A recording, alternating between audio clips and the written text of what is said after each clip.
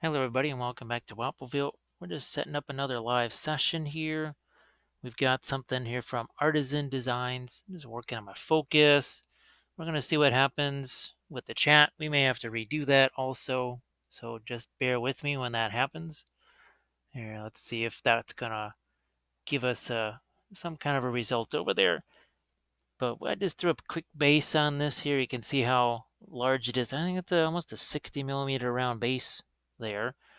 This was 3D printed, and again, you can find more sculpts like this. Here, let's take you on a little journey right here. So this was the original Kickstarter here, again, for your Artisan Guild, and here's their Patreon page. So you can get, look at how many different sculpts there are. Dwarves, demons, Amazons, now there's some fish dudes, all kinds of fun stuff.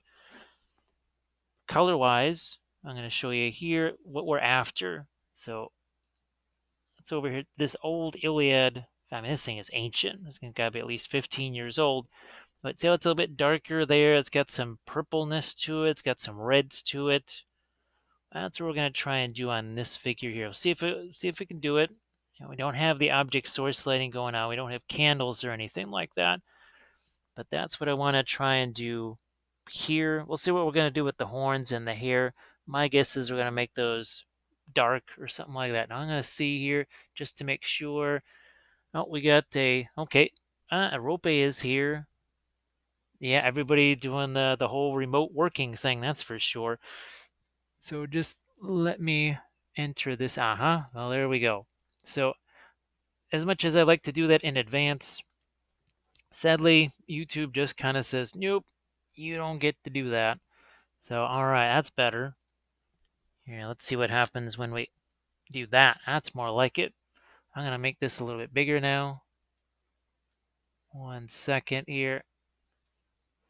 Now we're going to be using the ProAcryl Paints again. Maybe some Reaper Clears are going to show up, but we've got a couple different paints right here. So there's your transparents, that one on the left, and you got your blue-black over there on the right. So these are your more typical ProAcryls here. Again, Creature Caster, Slow Fuse, Monument, Paint of 1,000 Names. You can see what some of those paints did here. This is another Artisan Guild figure. This was a Vampire Lord, and we did this in another live session, and I will, as usual, include links to this for you. So you can see we got some purples in there, all kinds of different skin tones. We did the object source lighting thing, of course. We're not doing that here. I made a promise that there would not be object source lighting. Now what we do also have is some larger brushes here. I think this is a 10. Oh, there we go. So yeah, there we go. There's a 10. We'll be utilizing some of these. They are just like the kind of same old craft brushes that you're used to seeing me use. Now, one thing that is very helpful with these, you saw me working with the contrast paints for a while. With those, if you want to thin them down at all, you sort of are stuck with using the contrast medium. Here, I can just use water. So you can see I'm taking the blue-black, some of that transparent black. We're going to mix that together. There's some skulls over on here, this thing. Now, we may not have a chance to paint the entire base or whatever, but I just want to show that I might have to throw some more of the transparents out there. Let's see, we're going to incorporate a little bit of the transparent brown in there. The idea is this is effectively our base coat. And as I work through this a little bit and need to let it dry, maybe we'll show you some of the Stynylrez primer. It's what I always use. Is it zenithal priming? Sort of. Yeah, there's some shading on here, but it's not that much. I'm more interested in just getting a healthy amount of primer on the figure and keeping it as neutral as possible. Not too light, not too dark. And just listen to previous sessions where I just kind of ad nauseum talk about how the influence of what your primer color can have on what you're doing. And you don't think so, it can have a massive effect. So here we got some stones here. You can see this has a little bit more of that blue-black in it. And then as we work down here towards the ground, see, we're starting to incorporate a little bit of our transparent brown. And we always have handy makeup sponges for things like that. Just remove some of the excess. Look at it. Even as that is starting to dry a little bit, I can inject a little bit more of my transparent brown in there. So hopefully things are okay for all of my friends there in Europe. I will say a good morning. And for all my friends in Australia, New Zealand, and the Pacific, I will say good evening because it's got to be supper time for you guys round about now. And I don't know, I heard rumors that footy was still going on. So that's, I haven't actually had a chance. It's been so busy around here, I've not even had a chance to check out the AFL website to see just what happened, if they actually did go ahead with those games or not. But for now, we are focused on some stone right here. Here, let's get a bit more of our black into this, and then we'll go back into our blue black over here. All I want to do, get this stone covered up here, out of the way, so then I can start to see, all right, what do I want to do with my skin tones? What we just did here, with all these glazes, shifting the color around, well, we're going to do the same thing with those skin tones. Going to do the same thing. We'll have some of the purple there. We're going to mix even some of the transparent green with some of the transparent red. It's going to be chaos. Or is it going to be tightly controlled chaos? One or the other. So back to my sponge here again. We're just going to wipe some of this away. Got some skulls on here from Green Stuff World. This crazy shield thing right here, that's actually that's a Reaper thing. Now I just took some of the purple, some of the transparent brown. See, that's kind of a nifty, look at that. That's going to be one of our skin tones for sure. You wouldn't think brown and purple makes red, but it can. And then a little bit of my stone colors. They were just letting all that stuff mix together. I'm going to go back into that. Boom. No idea what that final shield thing's really going to look like, but we just got ourselves a nice little start on it. Now, the other thing you can do with your sponges, you can cut them like this. It does a couple of things. It also changes the shape of them. So now I can sort of get in here and maybe be a little bit more precise with some of the stuff that I'm taking away. Oh, hey, Jan, how's it going?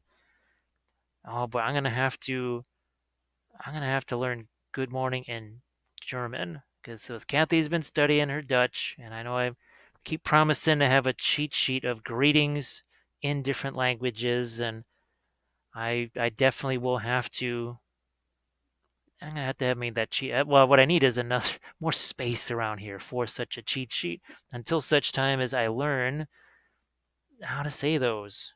So I do apologize for not having a proper greeting in your language. It is something I like to be able to do. I think that would be pretty neat.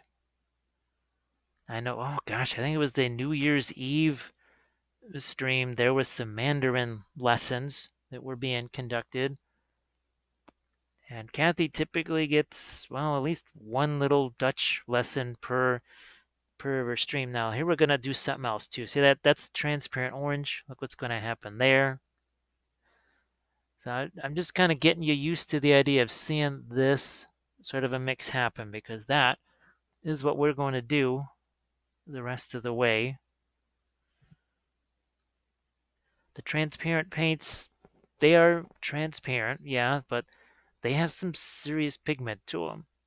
I mean, they got some healthy pigment. All right, so primer on the base, taken care of.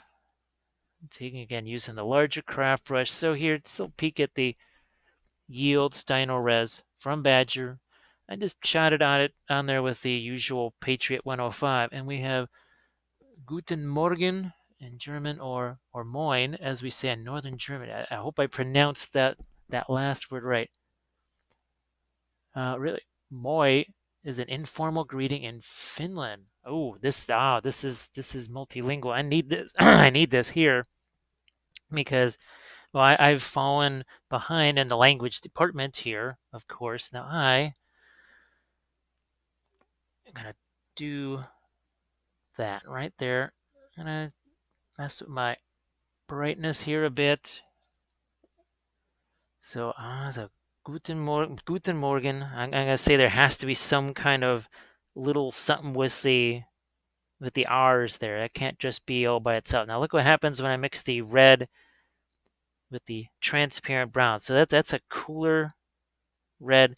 This is going to be even more along the lines of the cooler side here. As soon as we get the purple in there, let's do another little thing over here. So we got our red. We'll take our more of that transparent orange in there. So we got ourselves a couple of different reds, right? Gonna let a little bit of that transparent brown work its way in. And actually throw some more of that out there. So we have an intense red over here. This is a little bit more of a, oh gosh, I want to say polluted red, but whatever. Now, what we're going to do, let's see. Moin is informal too and cannot be used in the morning, but the whole day. So moin. Oh, okay. Here, let's start out with some right there. So even as translucent as this is, you can see that still covers reasonably well. Now, this a few folks that are watching some of the Patreon videos for the first time, they're getting a little bit of a introduction into the fact that there's no real base coats here, because what's going to happen is we're going to start to shift away from just that red here. So we're already going to start to shift away from that. So see, we're making the color a little bit different. It's sort of getting grayed down a little here. A little more grayed down. Let's go here. But if you're going to do this watercolory type stuff, you have to work kind of fast. Have to work sort of fast. Now here, let's go with our, talked about darker skin tones here, so we are doing that now. There. The whole idea is just cover up all that primer there. Because it's not the usual thing of anything that's light next to something that's black. Primer is going to look very, very, very light. But there's even just the color context of things. It's going to be hard to tell what is a warm red or a cool red if you have nothing to compare it to. And we'll let those kind of settle in place. Wings. Now we are going to go even more with that purple blend on our wings here. So you'll really be able to see the difference. Remember, context. We're talking about context. Look at that. So you see the purple versus that red. Now I am going to just get over here on the other side of that arm. Just sneak that in there real quick. Back to my wing here. And I'm going to go actually back to a little bit of this red. So again, we're letting this mix together. It's not all that dissimilar from what's happening with our base, our stone. Hey, Dominic. How's it? And I'm just gonna, I gotta change. There we go. So I guess I know where that came from now. Let's see. Oh, good morning. Miniatures, conversion, and dioramas in the house. And they say, good morning from Belgium, internet down. Well, that was, at first, it was somewhat of a humorous statement. This is just Kathy and I. And we thought, aha, this could be really interesting. Everybody's stuck doing virtual this and virtual that, working from home, watching Netflix or whatever you're going to be watching.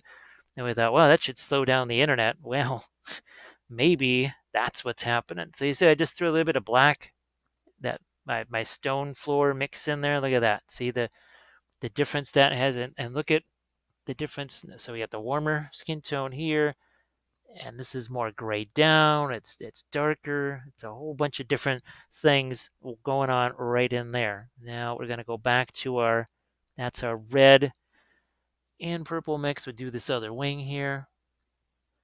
So hi Dominic. Hopefully everything is okay, and hopefully, well, I mean things are basically insane everywhere. Hopefully things in Belgium are not too wild just for you personally. I'm gonna throw me some of that transparent brown back out here on the palette. It snowed here today. I think it may. I don't know if it's still snowing right now, but had Adepticon been held, people would have. I always tell people be ready for 90 degrees and be ready for snow. And sure enough, the pretty much the day before people would have been arriving here, it actually did snow. I'm just trying to sneak my brush in there. I'm just gonna slam that in there. There's parts of this you will not be able to see too well, so not every single last millimeter of this is gonna get covered in this little episode right here. Let's get back to the flip side of this. You can see I got all of my different little reservoirs of individual colors that I've been mixing. Instead of trying to find just the right red, I said, you know what, I'm going to take a couple of reds and I'll just mix what I need. So here again, another transition, another little transition there. So that pretty much gets your wings covered. I'm going to do my double check on that. I might have to even turn down my saturation a bit. Now let's go let's do something different here. So we're going to take the purple and that green. Yes, we're mixing purple and green together. We will throw in just a touch of our red here. And all of these things, again, they are subject to change. So just realize that what we have right now may not be how this ends up. I didn't have any particular, what would you say, it's got to look like this by the time it's done. There was nothing like that. Heck, I didn't even know it was going to be red skin tone until a few hours ago when I realized that I've done a couple of videos a long time ago that had kind of demons with reddish skin tone, and I did the Hellboy thing. That was the Mantic board game, but yeah, it was red skin tone, but it was also object source lighting, so that got a little bit overpowered. Here, it's just straight up red skin tone. And like I said, there is no object source lighting. There will be reflected light, but there's not going to be the usual object source lighting. I'm going to go now. See, I'm going to let a little bit of the transparent brown work its way into here too. What's fun about the Artisan Guild figures is that they've got some bigger surfaces on them. They're not jammed with 1,000 little belt buckles. Yeah, as much as the temptation is to use the buckle brush and ZBrush, and yes, there is such a thing, well, they resisted that temptation. Thankfully for me, at least. All right, now we're going to let some of that sort of dry. Maybe we play with some of this down here because, well, now that had a chance to dry, and we've got our blue-black over here. We're going to take some of that. It's just pale green. I'm going to maybe neutralize that a bit.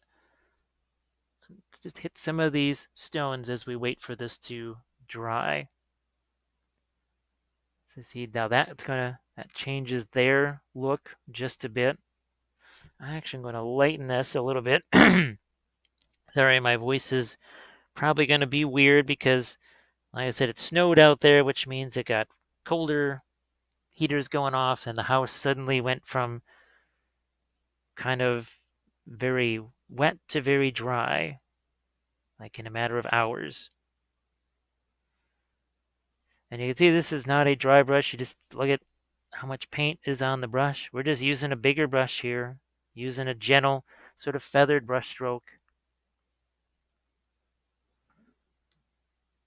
But I don't want to kill all of the interesting little things that I've got down in those stones. I'm also going to change that here, so I'm going to add a little bit of that's that yellowish color there. So this piece of rock that's actually being painted right now, this very one, this is from that Warlord Games. It's their basing set. It's basically a bunch of slate rock type pieces, and I've used that on some of the Patreon videos too. Because I have a whole series just on basing alone.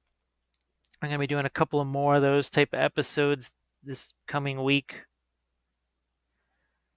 and well, I will be announcing it on the Patreon page as well. But this week I'm gonna be working on some new pledge levels, and that's going to be basically one-on-one sessions. So basically imagine that it's just you, and we're doing a Google Hangout, and you are just, instead of having to text me or put something in the chat, you can actually say, hey Jim, what'd you just do there? Do that again. Or hey Jim, could you try that doing this? What would happen if you did that with Reaper Clears instead? Or what would happen if you did it with this instead of that? So that is a new pledge level that I'm working on getting up into the Patreon page this week. You've got the Patreon address right over there, right underneath me, under the scrolling text. So you can see it just, again, as we wait for this to dry, we're still working with that big old brush.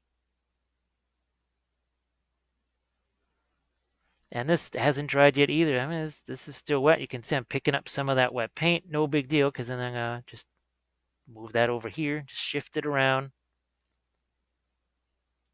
Shifting things around a bit. I am going to reflect some of that color up onto the shield here, because we want some kind of reflections happening there.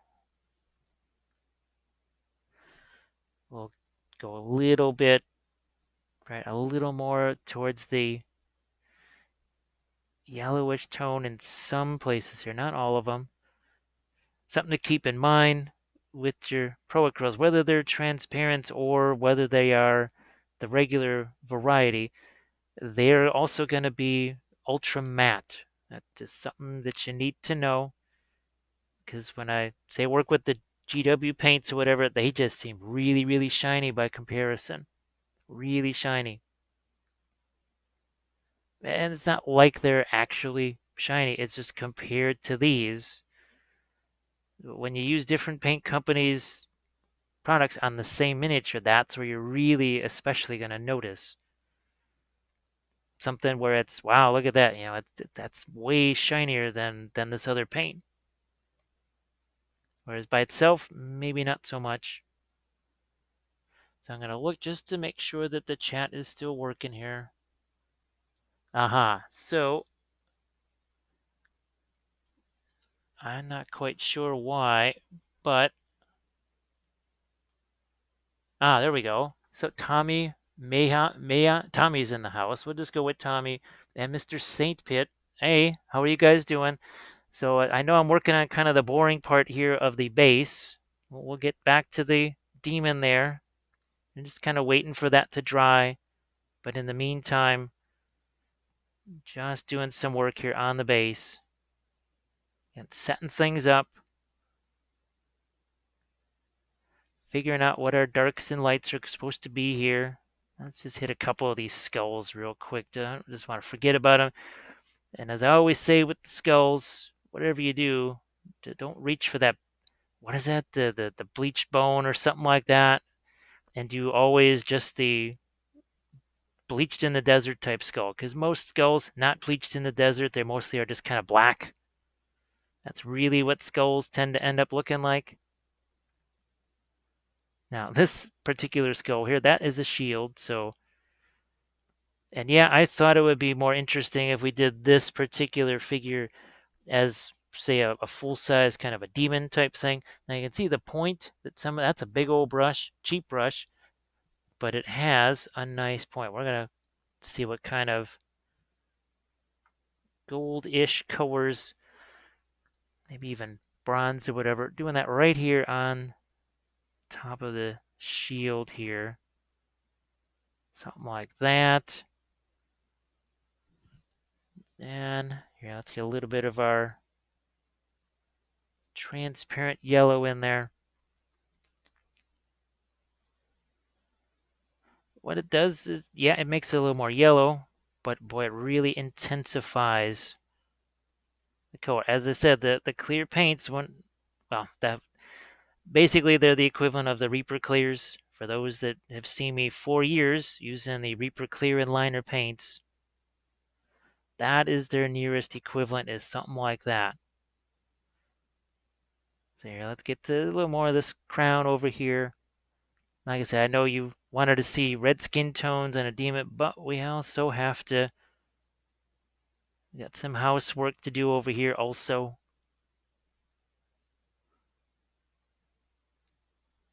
Okay. Let's go. This is pale yellow, I think it is.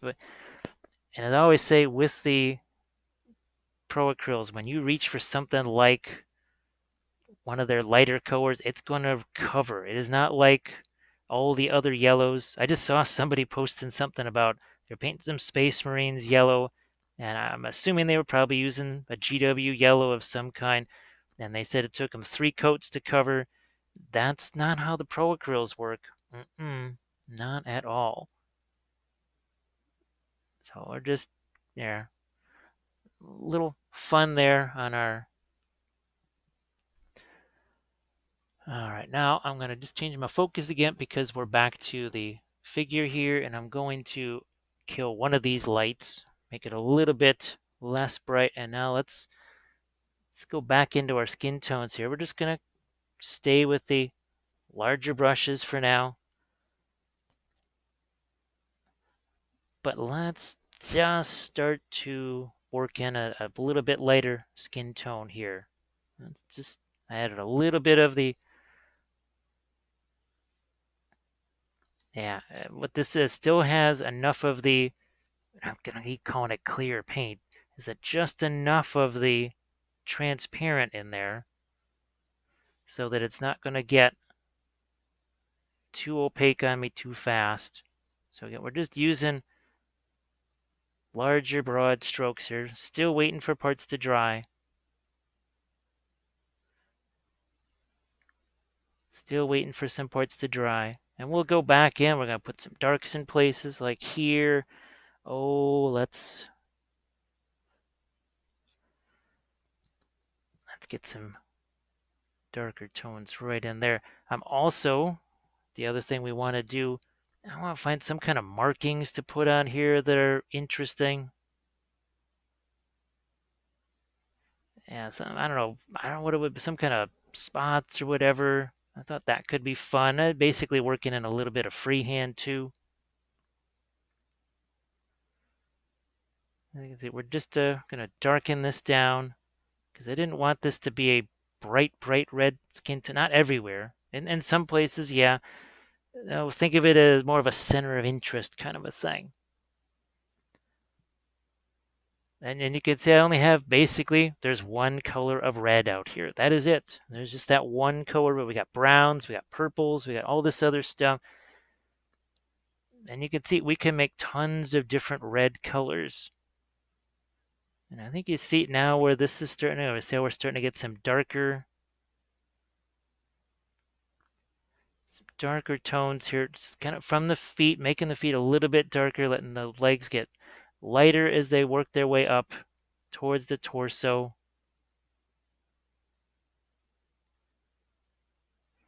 I want to make sure that the torso and your wings look as integrated as possible.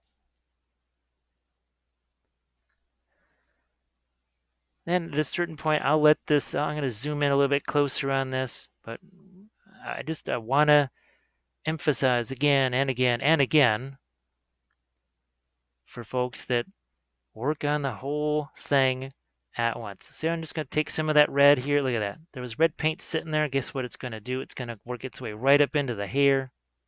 Because I think that's, yeah, that's supposed to be hair right there. Okay, that's good to know. I'm also going to darken this. I think what the problem is for folks is they just get horrified. They see what looks basically like a big old mess. And they say, oh, that's not for me. That's not for me. I'm going to prime that thing black and I'm going to layer it lighter and lighter and lighter. No, nothing wrong with that. Nothing wrong with that, except when you wonder why it takes you so long, well, maybe that's why. So what we're going to do is we're going to take our handy sponges here. It's almost like we're working with oil paint. Speaking of which, I do have more of these that are basically being prepped for such things. For things like oil painting demos because, well, something that's this size, right? It's really the perfect thing. So again, I'm just gonna let that face be darker. I'm gonna let the hand be darker. I'm gonna do that same thing over here.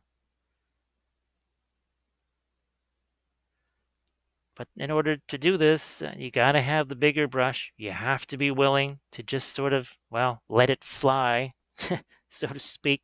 Look, we can make this way darker. I mean, we're nowhere near the darkest tones on this because I just mixed some black with the purple. And we're going to get some shading in on the wings now. Get some shading into here.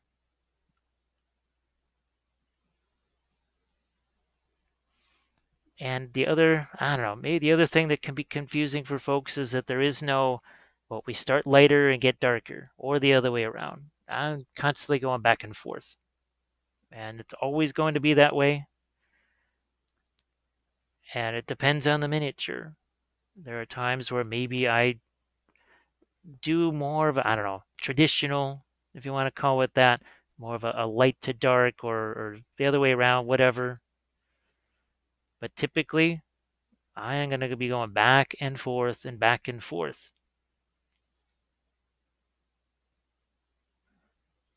So again, still focusing on getting some darks there. So see how the wings are? They're starting to get darker. And I don't want to let too much of that black get in. That's why I'm trying to use more of the purple.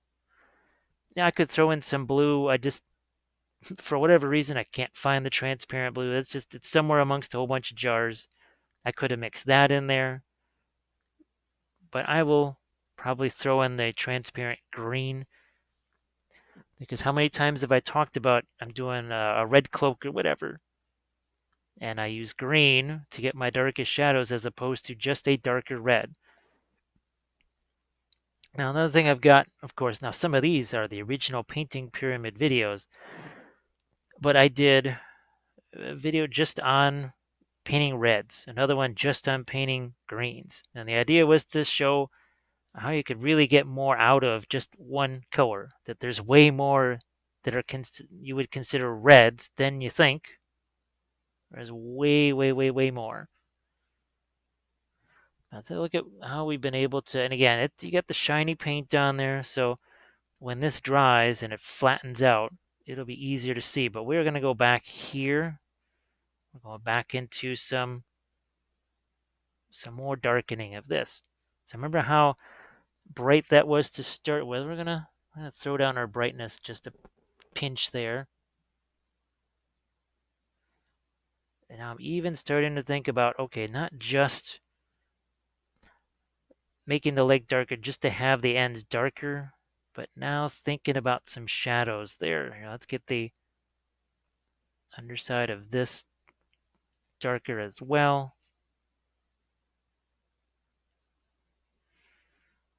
And even here now, as the paint starts to dry on here, you can see we're starting to darken this down.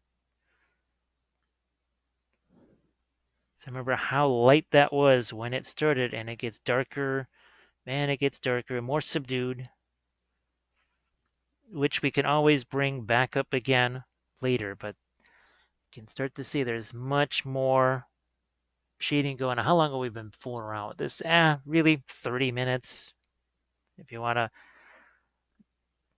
probably subtract some time where we're trying to get chats going and other things like that. Oh, you know what? Let's get rid of a little bit of the transparent. You know what? Let's do this. So we got some of the green, some of that purple in there, touch of the red. Gonna be over here on the wing.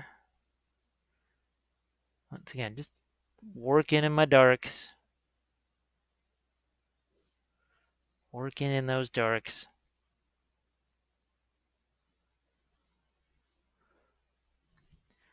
Yeah, it's just a big old craft brush, and the advantages, look at that nice wide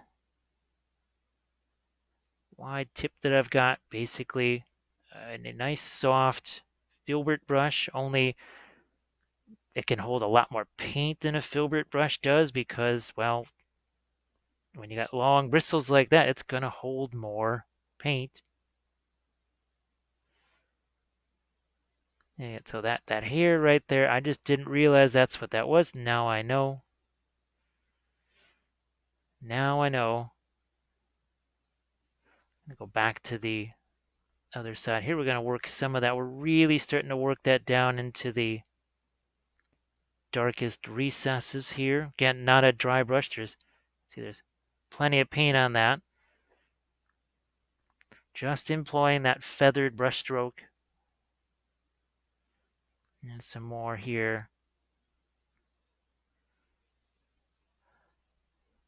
Now every sculptor has their own signature, the way they sculpt things, the way they sculpt wings, the way those wings meet, the way they sculpt hair.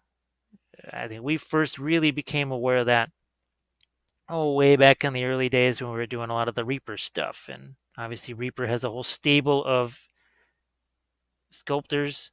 We've been painting some of their stuff for a long time, for 20 years. See how that just starts to get darker right there by default?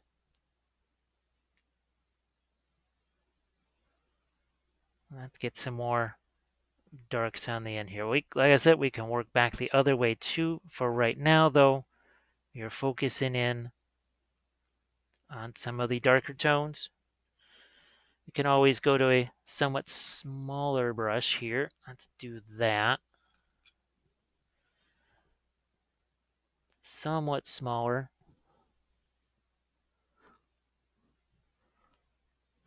Now there's a lot of little complex shapes in this, so sometimes the camera's going to want to focus on the wing instead of the part that I'm actually painting here. So I apologize in advance for that. But again, there's that transparent paint over the top there. It's basically, I like to call them a dry glaze because it's like a glaze. It's very much like a glaze, but not a glaze because we don't have tons of water in there, right? But still you're getting some nice transparent effects. So it doesn't have to be. There's many different ways of glazing per se. Here, I'm going to get some of that transparent yellow in there just to make sure. Where are we at here? Again, just starting to bring back some of the lighter colors here in the face because when we're mixing that in with the hair, we wiped away some of our lighter colors. Am I going to do the glowing eyes on this? You know what? It's possible because the skin tone is just kind of generally dark anyways, so that's not a bad possibility. That's something that could happen. Now I probably will also try and grab some of just the straight up regular ProAcryl reds and stuff. Might even throw some Reapers out there, who knows.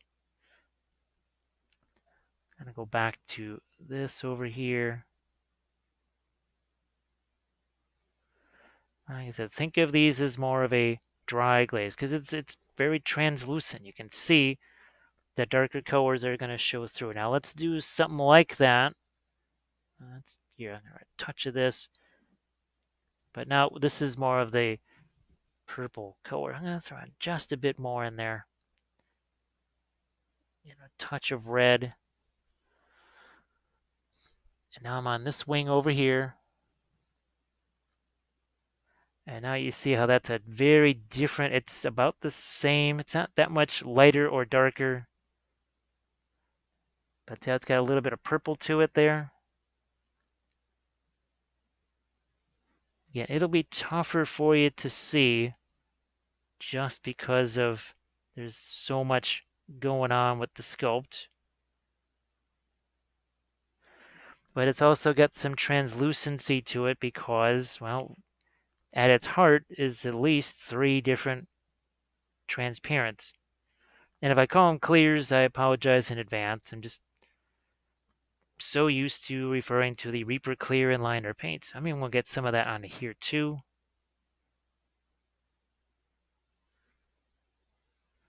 Again, constantly making sure that if a color goes somewhere, it goes everywhere. That's that first chapter in the book of Wappel. Gotta remember that. So again, I realize that this is not the most dramatic part, working on the back of the wings here, but hey, all has to get done.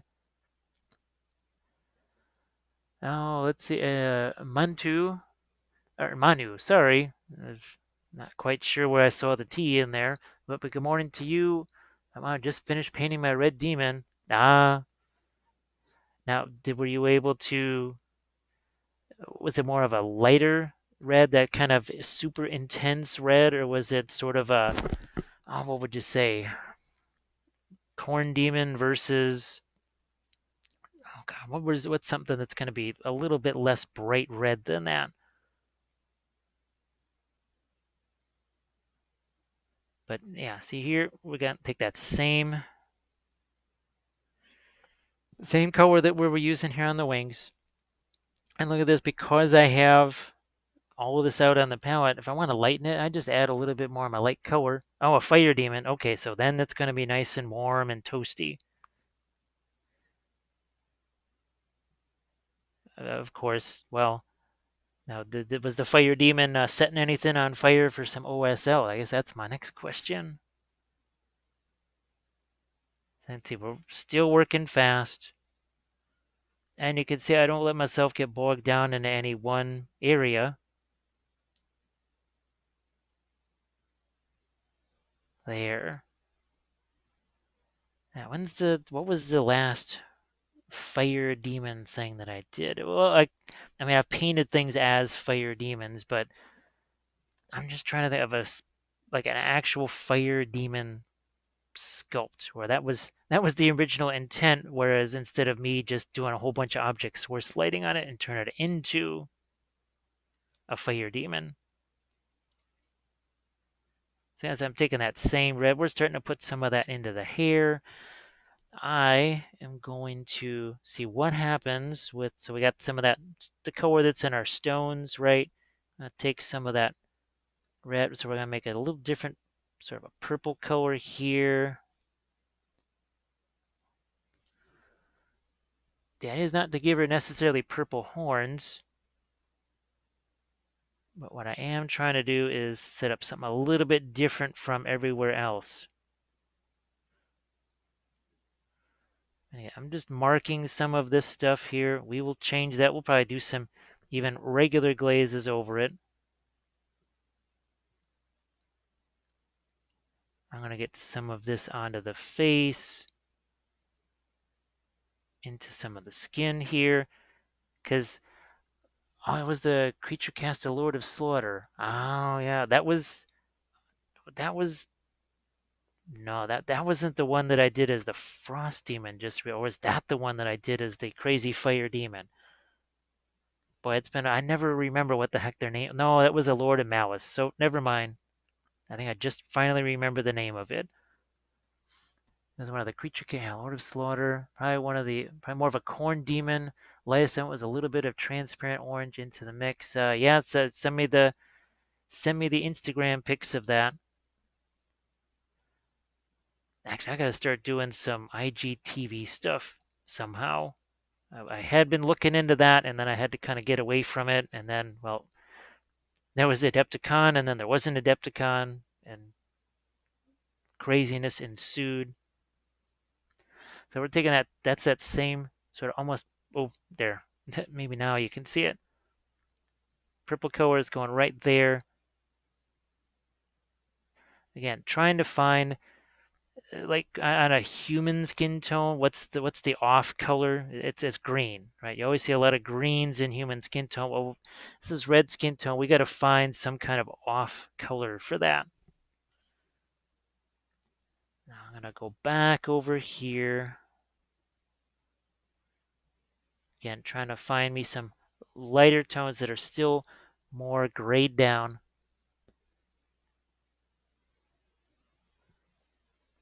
I just want to make sure, yeah, you can see what I'm doing there. And now we start to think about, I don't want to say detail stuff, but we're starting to work in the mid-tones here. We can go a whole bunch lighter than this, obviously. But for right now, still thinking middle tones. Don't want to get too far out ahead of this. And again, we're doing that on the opposite side. See, we can even starting to get a little bit of blending in there. It's Brody. Hey, how you doing? Yeah, yeah, was it the it was the one the last one before this where the mute button had gotten pressed and all kinds of craziness, and I had to restart it. And you were like, you were wondering where I had gone. Yeah, that was an interesting start to the week, that's for sure. So you can see we went from that really intense bright red to something that's a little more subdued, and we can work ourselves back to that. Obviously, think in the focal area up here. Yeah, working on some of the fingers there. And let's go onto the back of the wings over here. So hopefully you are doing okay. Obviously, there's just everybody's got their stay-at-home orders, I think, pretty much everywhere by now. I'll try to, when I can, I'll try and do some other Facebook Lives or whatever. Uh, Sadly, the Twitch thing, this XSplit just won't work with Twitch. I have no idea why. It just will not work for me. It just physically will not let me. Like it says that my passwords are wrong. They're all right. I've even been on basically Hangouts with XSplit themselves, and they can't understand what the heck is going on. So I've been trying to get OBS going, but that has really proven to be not helpful because I've spent years working with this, and that is, but we're talking about languages and different greetings in different language. That is an entirely different language. So let's see, bringing a little bit of the skin color here, some lighter color into our wings. Starting to get that integration a bit closer.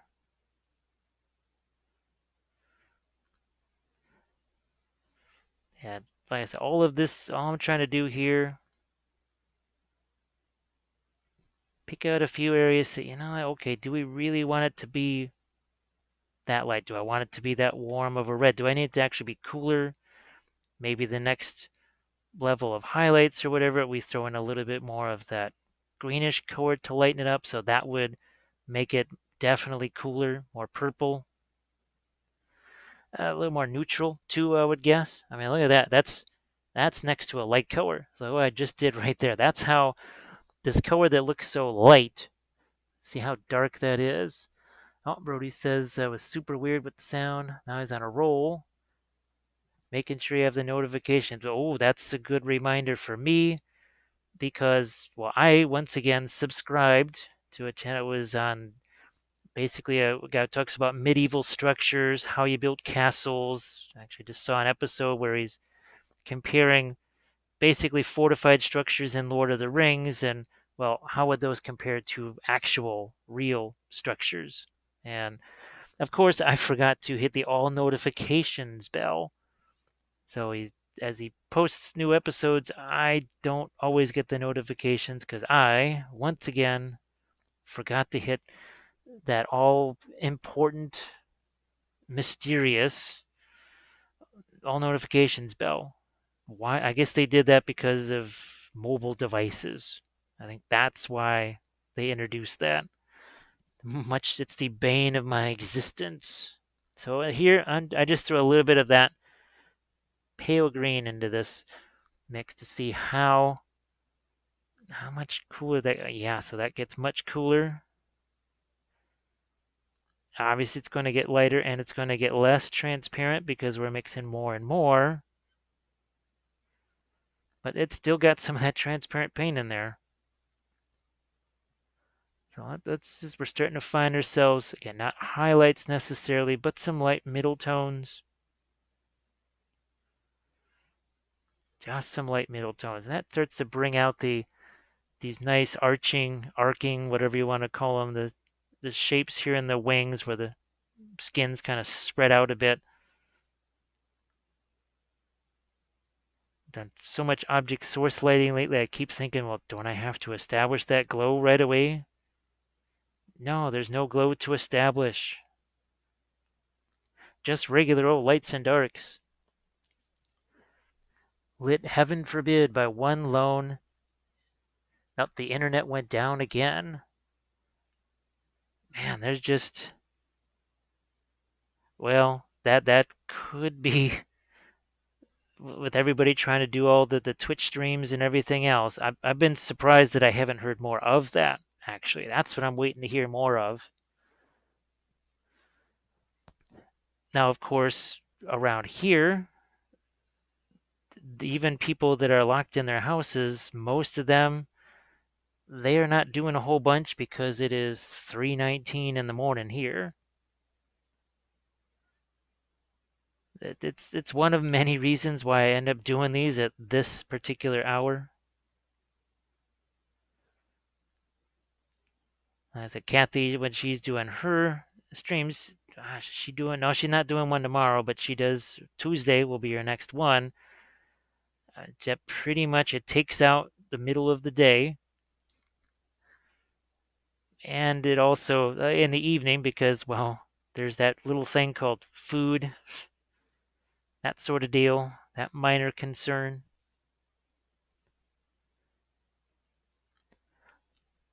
Can you see that? And don't be afraid to finger paint. I mean, well, in the classes that I was going to be teaching at Adepticon, oh, you can bet there was going to be finger painting. That is, there's always a point in every live class. See what I'm just doing there? Look at that. So I just set the paint there and I purposely took my hand and pushed it around. Now, maybe this is because pastels, used to do pastels. Well, pastels, oils, watercolors, all that kind of stuff. Charcoals, and pushing paint or whatever, pigment, we'll just call it that, around with your fingers. Well, that was a thing. Now in here, I want to get a little more of the purple there for whatever reason, just because see how it's starting to make that skin tone stand out even more. He's adding plants on the elf diorama. Now is that are you using like a woodland scenic type of stuff, or I don't know, did you get the wicked elf foliage for that? That's something I'm looking forward to trying again. Heck, I'm looking forward to using the butterflies. I think I actually do have some larger butterfly. The dire butterflies could exist now, I think. So just bear with me while I keep working on the wings. Yes, we'll get to the skin tone. But I'm just trying to set this stuff up first. So here we're just gonna, like so, take some away. Same thing here. Just use my finger. Same thing here. Finger. Let's get the bit of the horns here. And now, okay, let's say we want to mess around with that skin tone. Oh, many people here working from home in Belgium. So it's 9:20 in the morning there. Now, did you guys have your daylight savings time yet? Because I think that hadn't happened yet in Europe at all. And we had already been through that here, what, last week or something? All right, so we're finding ourselves a bit of a lighter tone here. Let's get to our, I'm going to maybe zoom this in, see if I can. 1 second. There we go. We've been working on our wings for a while. Let's get back to our skin tones here. And yes, there is enough of the transparent paint in there still so that stays somewhat translucent. Because, I mean, you'll know when you're into the basically the mix that's going to cover like crazy, and when it's not, you'll know right away. I also want this to be light enough so that if I get to do some of those markings on here, they're actually going to show up. You can see we're still letting the brush do its filbert brush kind of thing. See, we let it expand out, not using just the sharp point on it. The more it expands, the more better. You can see just how liquid that paint is. So that is not a dry brush by any means.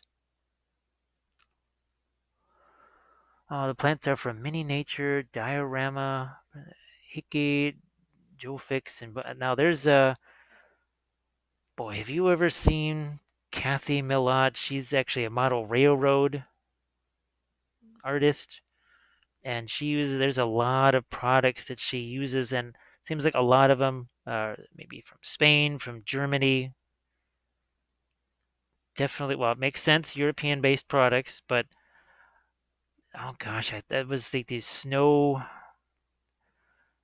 these little plastic kind of granules, not quite like the crushed glass that I use. Oh, I can't think of the name of it. It was a snow thing. Now I have, you've seen me using some of the Luke's APS stuff. I'll be using some more of that. I've got a basing project happening here now where I'm doing some waterfall type stuff. And I definitely want to use some of the, oh gosh, what ground cover type stuff. A lot of the ground cover type stuff. I'll be using that. Now there's an ear over here there's the ear.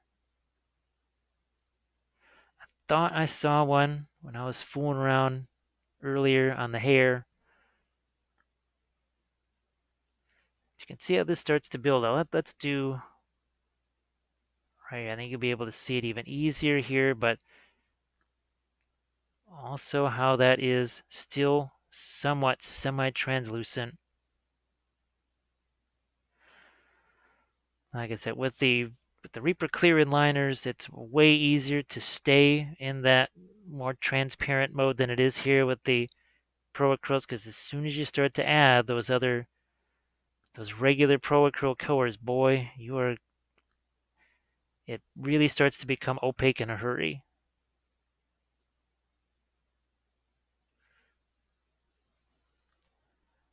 Now, where's my here? Some of my, of course, I got some paint there. We're just going to do a quick little bit of a wet blend there. And a couple other little wet blends. And let me see if I can't find myself. I'm just going to look here real quick. Aha. There we go. So these are, and I'll have to open these up, some regular red and some regular orange. So let's just open this guy up here. And so they all come with this seal on there. So diorama Precept is from Italy. Oh, well, I'm going to have to copy some of those names down and just do a little, well, use the Googles. And yeah, so look at the difference between that and the transparent. So let's get some of this now. I mix some of that in with the red here.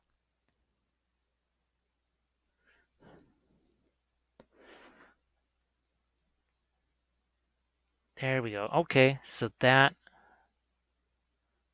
good. So what it does, it doesn't just lighten up the color, but also helps keep the yellow and the intensity going. That's good.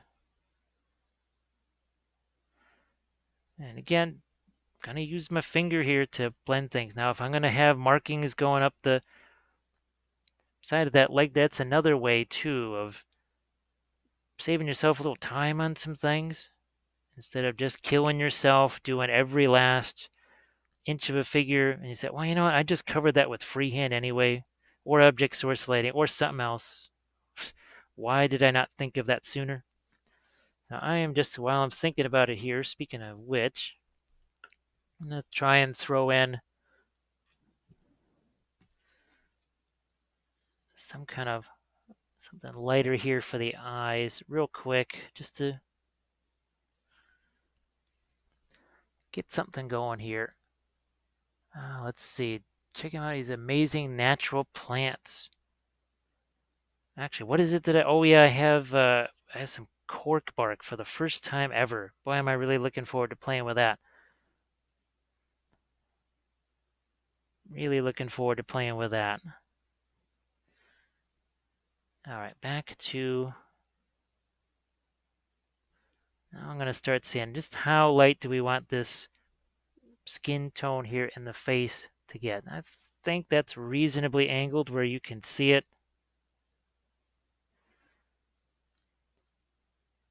Because we've really just been working in middle tones. We have not put any kind of actual highlights on anything really when you think about it.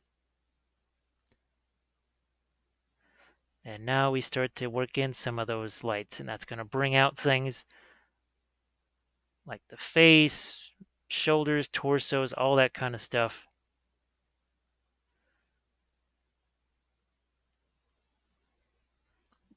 So that's what I do like about these, is when you got something like the face here, it's more, what can I say? There's not a lot of stuff in the way. There's not lots of belt buckles. I mean, they are devoid of buckles, and that's what's just so nice, because I'm just kind of, I'm over the buckles. Please, less buckles.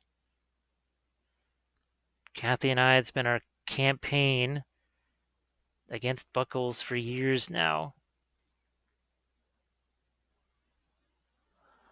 Let's see. Also, fair prices. Well, that's kind of important too.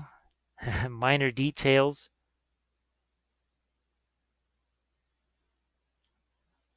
Because, geez, for the longest time, the only thing I ever really knew about, now there probably wasn't that many other ones too back in early 2000s and all that. Woodland Scenics, that's kind of what I knew. If it wasn't Woodland Scenics, I didn't know it existed. And that's definitely, well, and just the amount of amazing products being made. We tried some Gamers Grass. I hadn't used any of their tufts, and those, I really like their more unusual ones, the tiny ones and the really tall ones. Those are nice. Obviously, we've used the Green Stuff World. They have some really wild, cool foliage too. Some of that tall foliage that I like so much. That's really nice.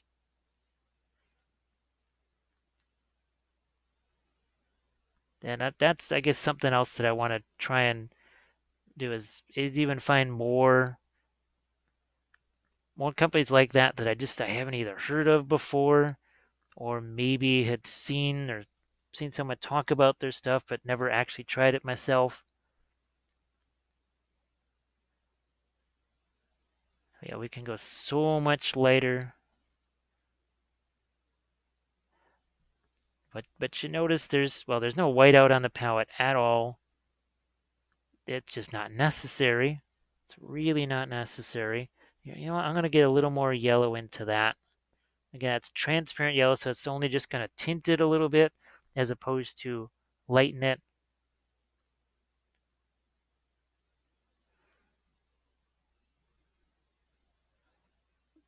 And like I said, down here, when we get more into, those will be cooler colors. We're really trying to focus here on these, what would you say, more traditional bright colors. So here's some of that.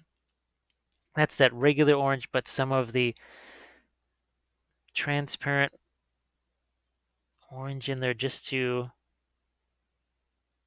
tint it a bit. So again, we're trying to, and none of this is any kind of final color. All I'm trying to do here, build a center of interest.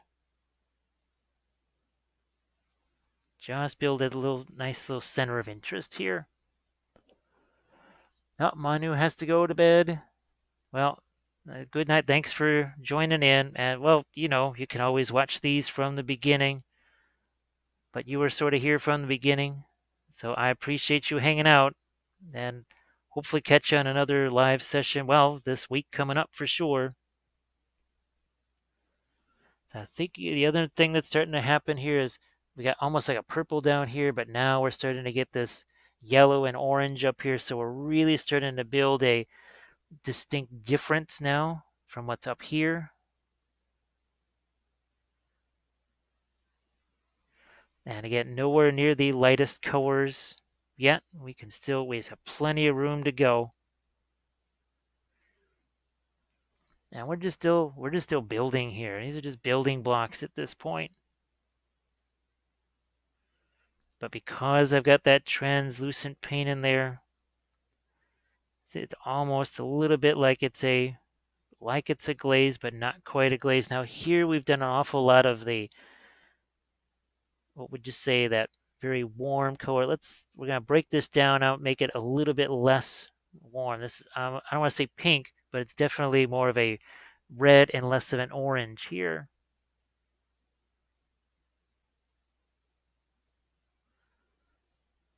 Let's see, let's bring this over here.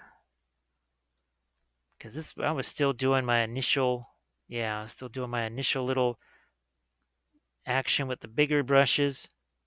You start with the bigger brush, just work your way down.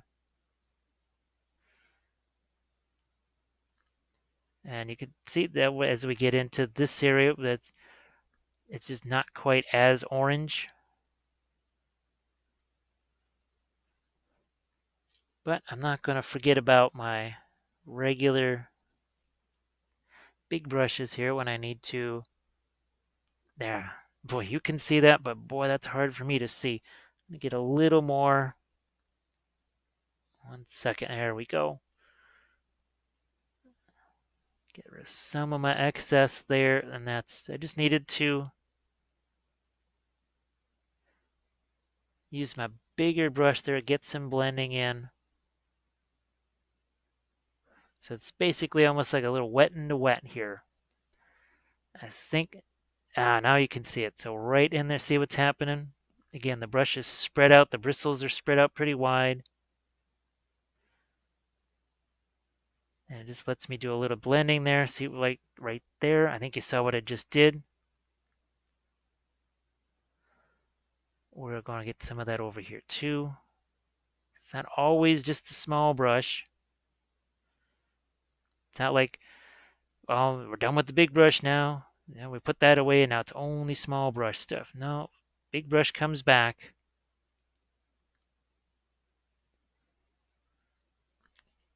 And there, that's what I needed to do, is get some light there too.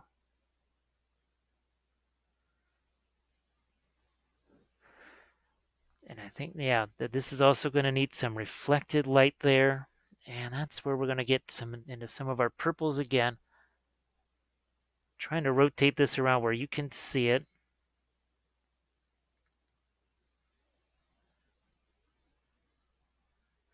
All right, a little more of this. Now, the other thing too with the creature caster paints is that they're not super. They don't really love wet palettes. So yeah, this is a wet-ish palette, but it's a dry wet palette. I know that drives people nuts because that didn't really make much sense, but that's the case. It really is. It's kind of dry. So once again, using the big brush here,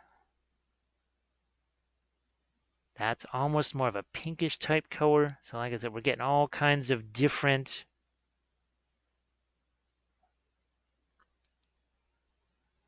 some that are a little more saturated, some less saturated, some more red, some more orange. Speaking of orange here, kind of try and work that in right over here. Yep, that's it. And along this edge too.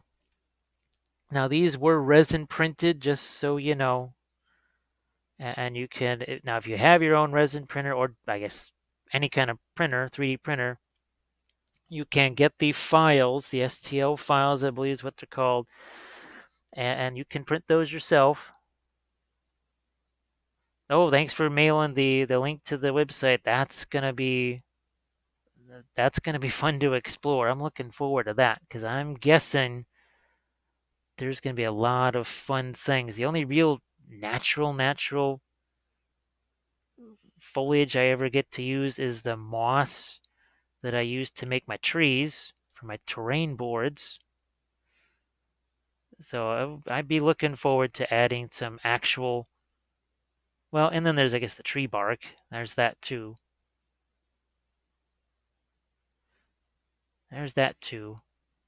All right, working over here, another area that you can't really see very much.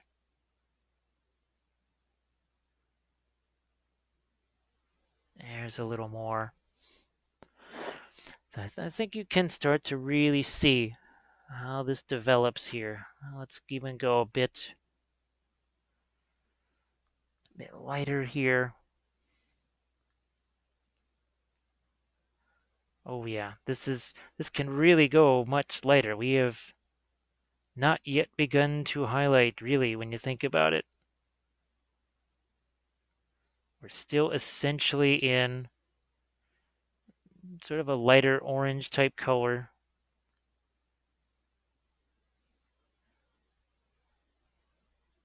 But all the while now, if I see that by adding too much of these lights here, the color gets a little less saturated, well, I can always go back in and add some of the transparents for that.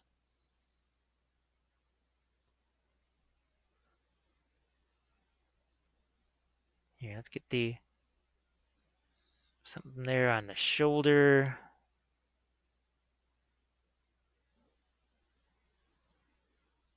Start to think about what's going to happen here on the bottom part of the torso. No, that's not. This is basically, you got the red and that orange mixed together. Not a whole lot of transparents in there. Yeah, transparent, not translucent.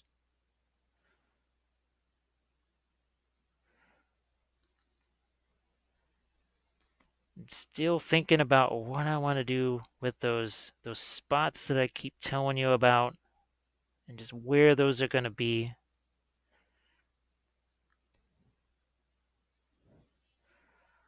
Before we get to that, well, let's develop the face a little bit more here. We've been good working our way around. You can see some of that purple tone there in the shadows. That's good.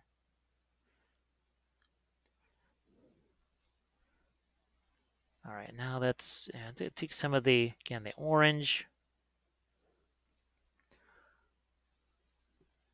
Gonna work on the knuckles here. Oh, Peacekeeper Games.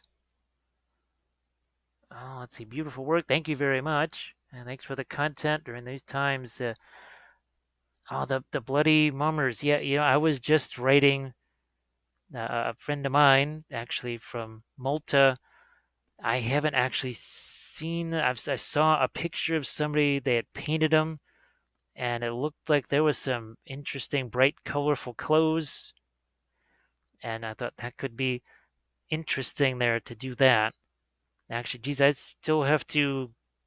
I still want a Targaryen box so that I can do the Cav, because you know how much I love Cav. You know me and Cav. I can't get enough of that. I absolutely love it. And that's it. Well, that's not a. Oh, they're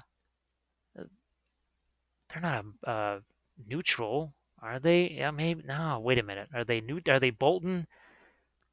I know they're not Land. Are they? They're not Night's Watch. That's for sure. They must be Boltons. Oh, yeah. Actually, I'm going to be rejoining the series on the Baratheon. Well, basically the whole Baratheon starter box. The Wardens. That's it. That series. I'm going to be starting that up again. So yeah, we're going to start to work our way into more detail on the face. Still thinking, do I do the glowing eyes, or are we gonna go with something else? What I am gonna do is grab me a brush here. It's gonna be some of the transparent black mixed with the purple there. I'm gonna scroll up here just to make sure I didn't miss something. 1 second here. Oh, let's see. Oh, cork bark from Event from the Reptiles.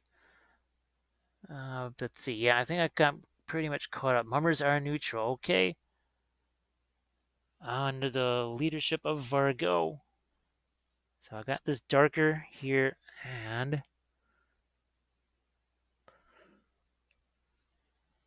let's get some. Let's have the lips be darker. Yeah, just you don't want to have the like that. So darker there. Let's start to bring some of this out too. Like I said, we're going to be going back and forth, and now we're going into some of the darker stuff. Just taking black and the purple, mixing that together.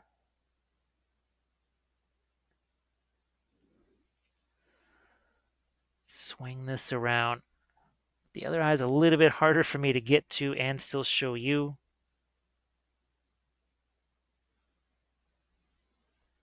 That's better. Then just let me get down in. There's a whole little trench right there that I needed to get down into. That is the advantage of the 3D printing, though, because I could imagine myself, if that was a regular figure, having to get in there and try and file a mold line out of there or something. So let's go bring out that here with a little bit of dark over here too. There. Now the face starts to show up a little bit more. Yeah, I'm going to use some of the transparent brown in there too. Let's hit this bottom eyelid here. That's better. So yeah, the bloody mummer. I have not actually seen any photos of those. Was there some kind of grainy images from, oh gosh, whatever, Gamma? I think that's all I really saw. I have not actually seen any decent images of the mummers themselves. Now I want to. So I'm basically taking some orange over here. That's the regular opaque stuff. Gonna start to work some of that into the horns here.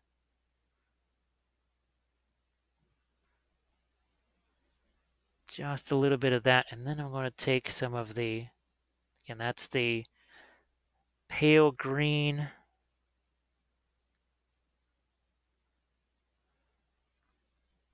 Just just finding out, do I want the horns to be a little, maybe a little bit on the lighter side, not a bad thing.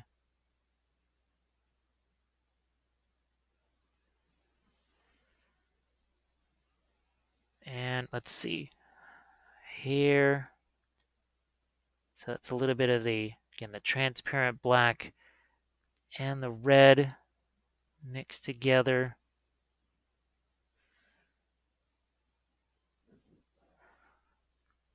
Let's go right there. So I've got to see how light do we want this hair to be. I actually would almost like to get a little bit of a bluish tint in there.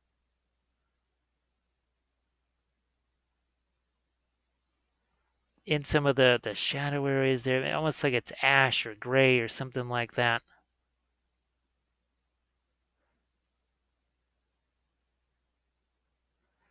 And that may be darkened again too.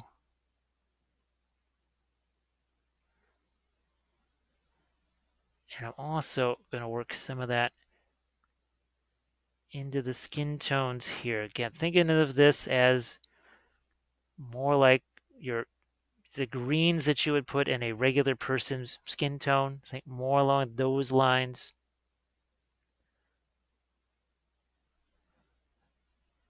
Where are we at here? I think you can sort of see that. Yeah, this is a bigger figure, so it's a little tougher to get it to fit underneath the camera. That's the one thing I forgot to do of everything I was setting up here.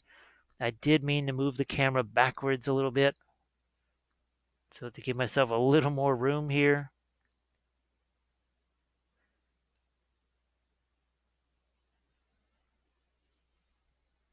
Go back into that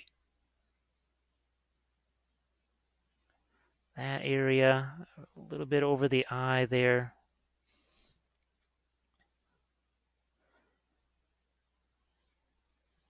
Back to my transparent black again, mixed with a little bit of the transparent brown. Go back in there, restore some of those darks.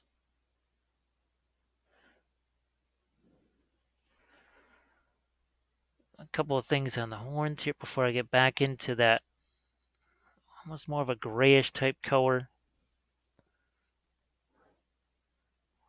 There we go.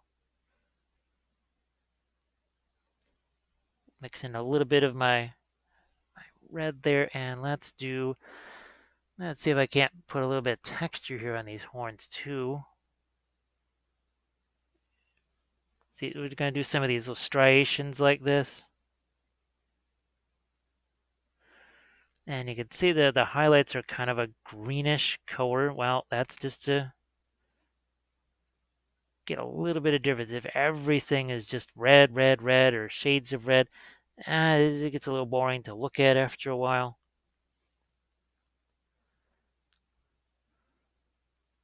But you can see how something that was kind of looking like a lot of a mess early on, well, at a certain point, you do get to the smaller brushes and you start to focus on things like the face. And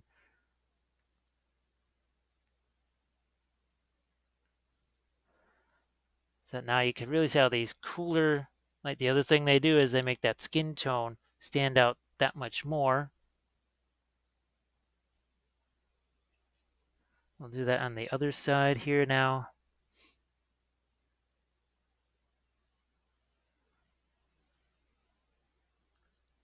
Again, some just little touches of striations there. There will be more. I might even throw a little bit of transparent green in some of the shadow areas there too. We'll do a little bit of this, a little bit of that.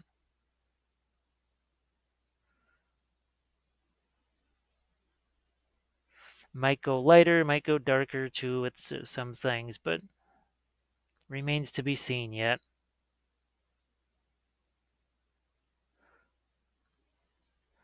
I am going to go a little bit lighter with the skin tones on the face here now that I'm starting to see what's happening here with the horns and the hair. back into that, it's almost that greenish color again, pale green.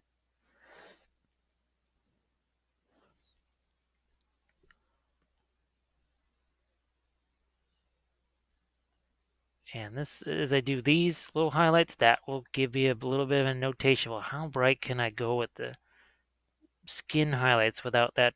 We don't want her to necessarily look like she's glowing. I mean, but hey, I promise no object source lighting. I'll do the same on the other side of these horns.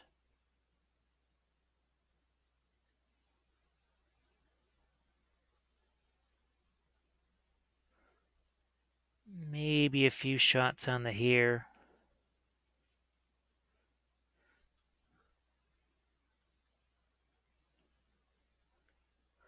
Then back to the skin tones here. And like I said, we can go much lighter. We have a long way to go as far as making this lighter. Now I'm gonna get some of the yellow in there. There we go. So it's starting to look a little chalky, and that's where the transparent yellow was very helpful to de-chalkify it.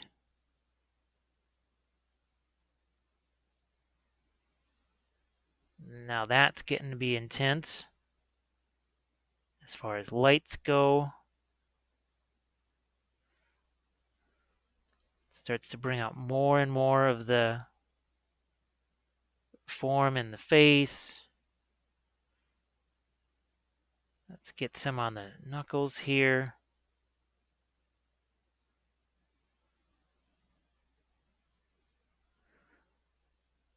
Now the question is, do we want to just go with regular eyes on this? It would be fine. I think you could get actually more of an expression that way, so we'll probably try that. So let's see what I can do here. I want to get more of a highlight on that lip there. But you can see it's more of a purple color here. Let's do some more of that. It's just transparent purple, mixing it with my pale yellow over here.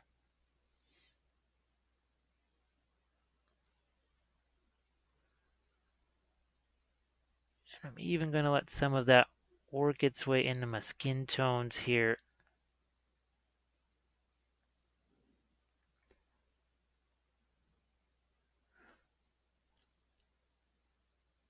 Let's see what we got.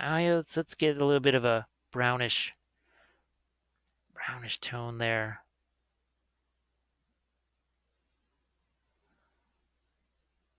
Gonna find some shadows in a few areas, but I'm just trying to develop this as much as I can here, because this is what's going to indicate how the rest of this is going to go. Just how much lighter, say, highlights could be on the feet and the legs, and still let the center interest be over there on the face.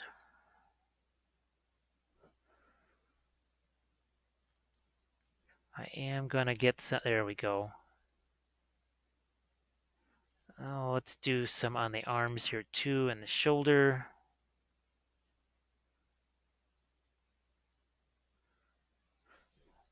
I will go back into some of my red here, and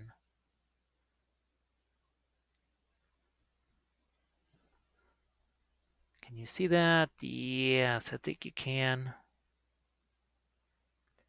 So since it's more translucent, more of that's going to show, or the painting is going to show through.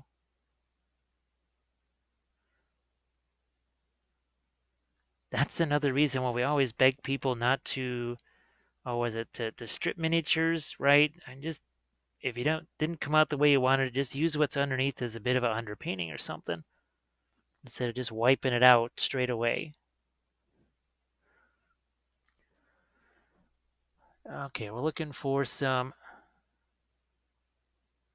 more reflected light along here. I think you can see that.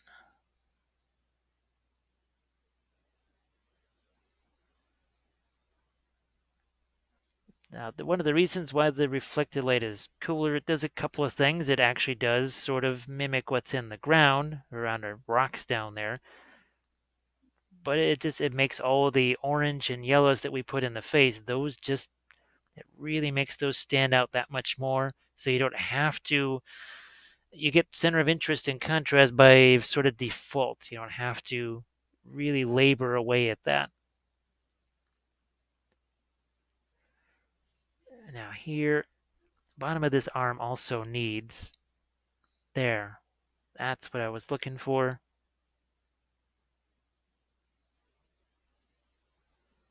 That's what I needed.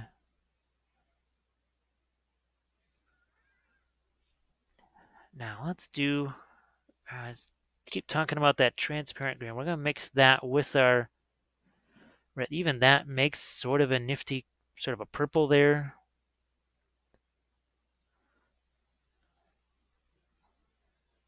I really can't see. There's the belly button there, and then there's some sort of bikini-ish type thing. I just want to get something there just to make that, for now, I'm just trying to make that darker. Just resolve where the line of that is just for now.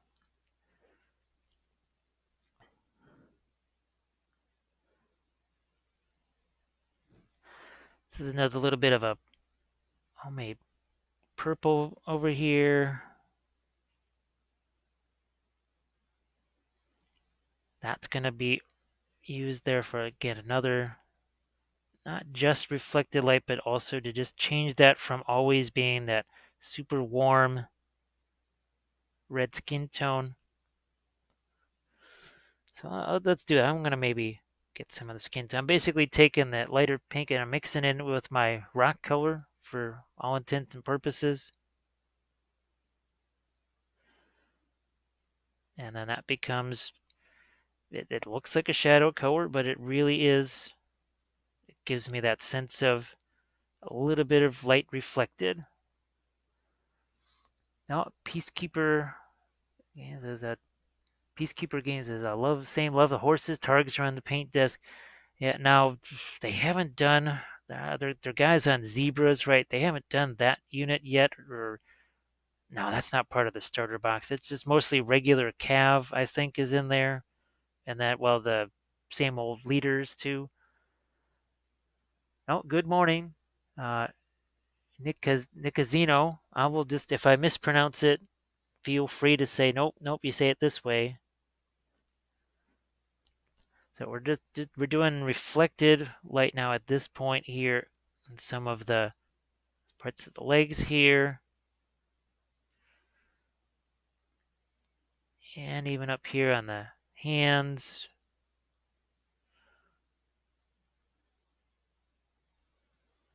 Torso. And at this point, this sort of grayish purple color is kind of acting the way, say, green would on a more of a standard skin tone that you're used to.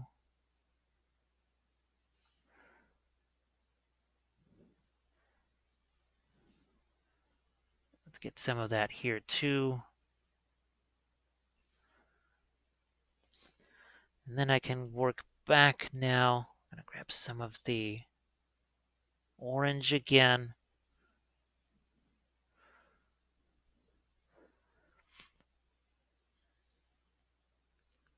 And if I need to, no, I don't. I was thinking for a second I was going to need some more of the opaque in there to make it stronger, but nope, that's pretty strong by itself. That's good.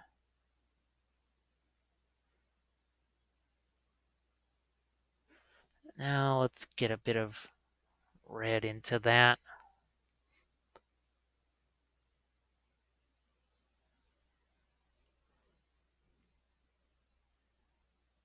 And it's mostly the transparent red, so like I said, what's underneath still gets a chance to show through.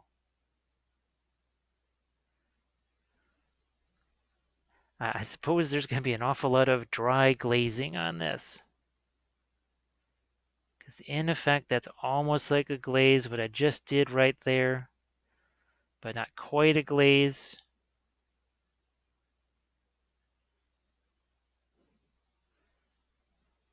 I'll let a little more of that red work its way in, and then we're going to do that here too. This is on the, well, what essentially would be the shadow side of the horns, which is pretty well because considering what we used on the top part there. But that kind of continues that whole, if a color goes somewhere, it must go everywhere type of thing.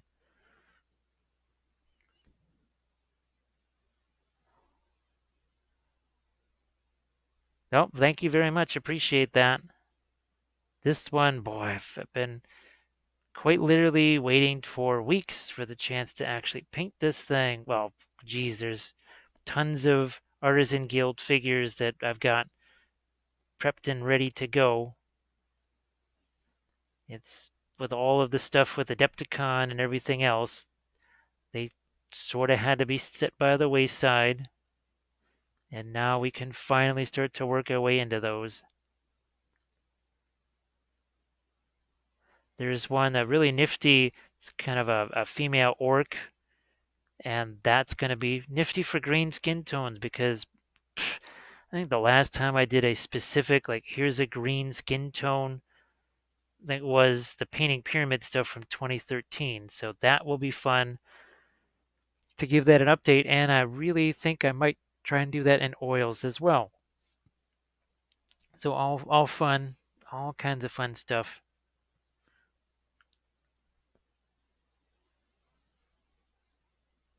So again, this makes it, I'm just pulling it off more towards the red, away from that yellow slash orange there.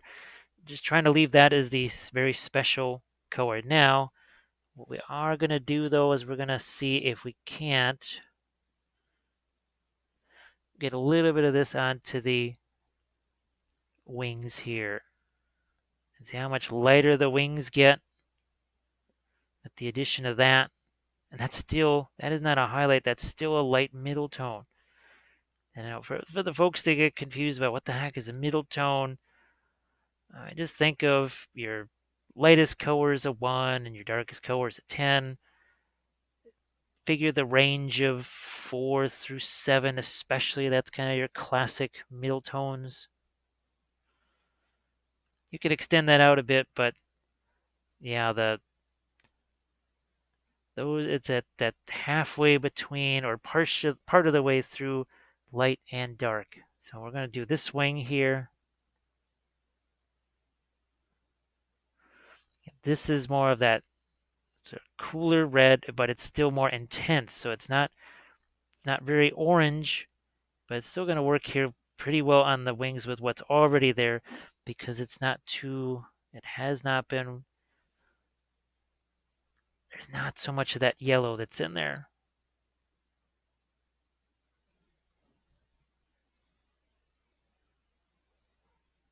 Yeah, let's find some more of this. So we'll really, I think we'll just focus in, especially on the front of this here. As much as I'd like to do stuff on the back of the wings, there's only so much time here.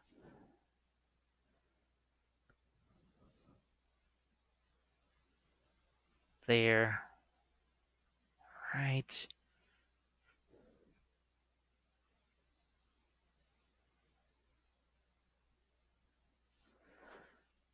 And if let's say I take, okay, a little bit of the orange there, just a small amount of that, then I can, as soon as I go back in here, it's not going to be too jarring. It's not really going to separate too much from all of the purples that we've got there. I know it's a little hard to see because there's kind of stuff in the way.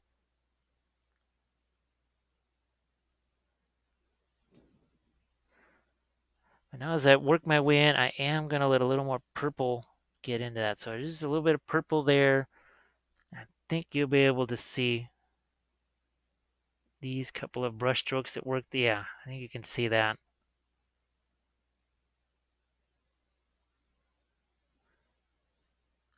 Don't want that to get too light in there. Yeah, let's start to We have to get a little bit lighter because we got so close to the skin color there. So we got to lighten that up just a bit. I still got the skin tone that's already there. That's good. Now this. Back into your torso here. Oh, black's clear. Oh boy, I was just gonna tomorrow I was gonna send you one of those "Hey, how you doing" messages just to see a wellness check to make sure everybody's okay. So, well, actually, now I can. Well, we can't necessarily talk, but I can at least talk at you. So hopefully things aren't too crazy there, because that was gonna be my obvious question. I think what we're trying to do basically at this point is just been trying to stabilize things here because it wasn't just the fact, okay, Adepticon is gone and well, that income is gone too. But we were trying to figure out, okay, well, Historicon is gone, all these other conventions, May, June, potentially all gone. So we've had to start figuring out what are we going to do for the rest of the year, and then even further down the line to see, okay, what if this is canceled and this is canceled or postponed or whatever. It's definitely been a unwanted distraction, to say the least. And I'm sure that's pretty much the case for everybody. Unless you happen to be a purveyor of a certain type of paper product, this is probably not your most favorite sensational thing that's ever happened. Now we gotta get some more reflected light in here. So what I'm hoping to do this upcoming week is get back into the oil stuff, because obviously that was all I couldn't get into that and be doing Adepticon stuff at the same time. So we'll be getting back into the oils again. And there's multiple projects set up for the oils. And then there's the thing that I want to announce for the Patreon page, the one-on-one classes. I don't know exactly how many I will be able to do, how many slots I'll be able to have. We've been talking about just how long are they going to be. I think 1 hour, 2 hours, and 4 hours. I think maybe let us be 1, 2, and 3. Yeah, maybe just 1, 2, and 3, not a 4. Now we're talking about reflected light. We're going to get a different type of light right in here. It's not just that it's lighter; it also has a little bit more of the pink tone to it. It's just going to be over here too, and over there. Let's see what I can do here on the. Again, that's some of the transparent purple, some of the transparent black.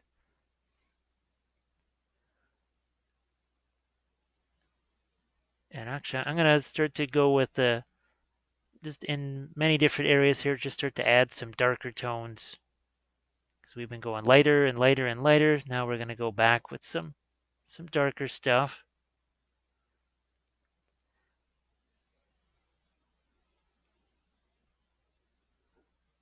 Oh yeah, let's get the hair right in there.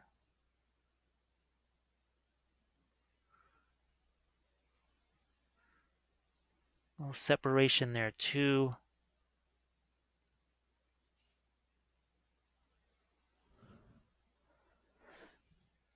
And let's see if we can't maybe sneak in a bit of glazing here. So again, that's the purple and the transparent black.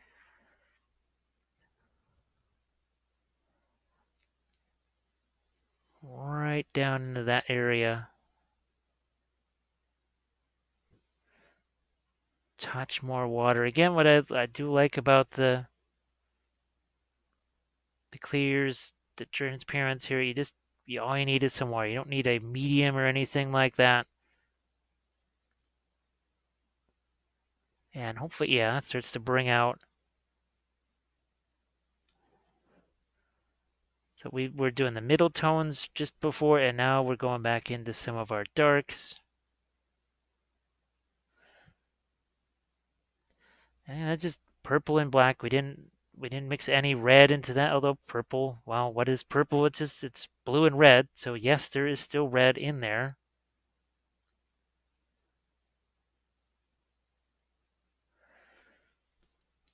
And what the heck? I might try and mess around with an eye here. So I'm trying to find my correct brush here. I think it just would give it some more expression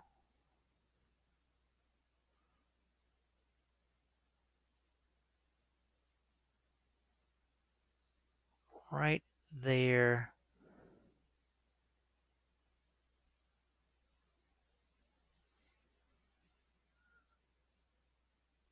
Other one's going to be much harder to work in because of there's some stuff in the way, like the hand.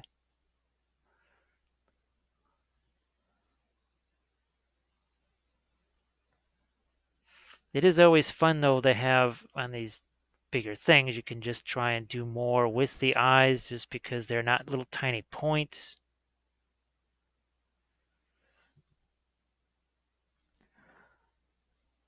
Man, I'm gonna do some more work here on things like the hand here.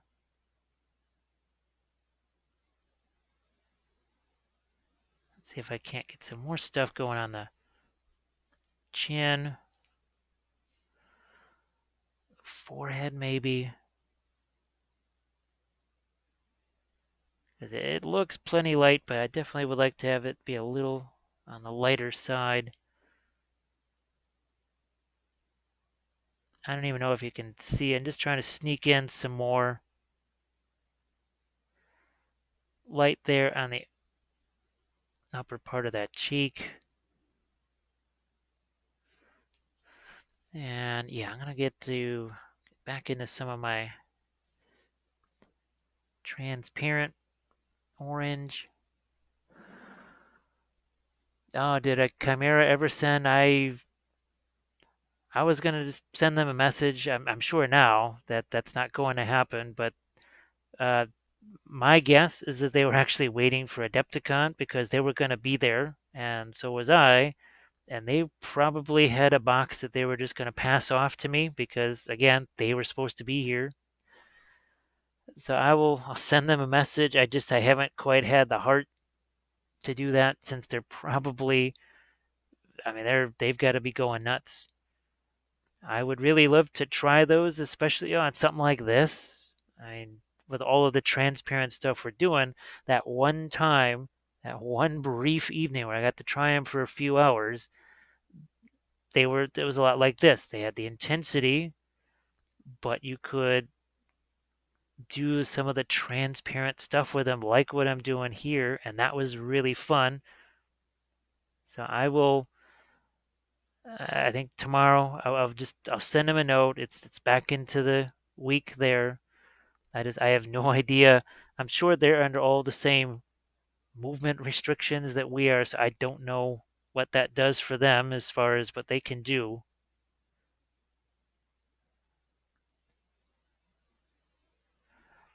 So yeah, let's go back into some of our. I mean, look, that's practically a dark purple there almost, but yet I think when I put that in here, yeah, it's actually going to look lighter. That's because remember that early, super messy, awful stage when we were setting up all of this stuff. All of this was set up in that very, very, very first moment when we were just doing those horrible, awful, just looked like we were just slamming colors all over the place. I mean, in some ways, yes, that's what I was doing. But I think now is this all we're sculpting with paint. In effect, because miniatures are so small, they just cannot generate their own lights and shadows like we can walking around. Which means you got to give them a helping hand, and that's where you start to become a sculptor.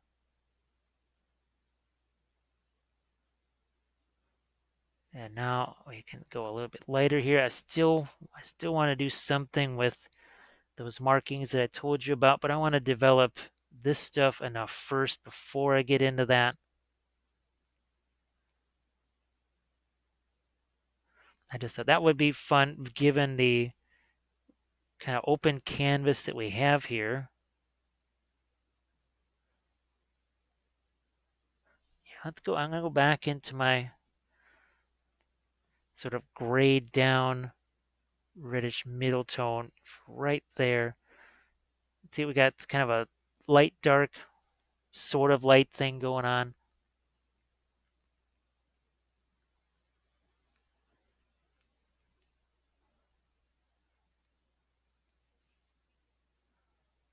All right. I think you can, yeah, you can see the face there. Now, what are we going to do in this? Yeah, I don't want to develop that too much because that is another area where I foresee something like the markings going. So,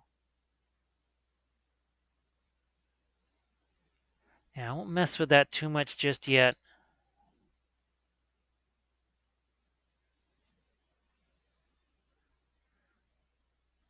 I will get some more reflected light there. This is that sort of fun time where you just start to tweak things here and there, make those little adjustments.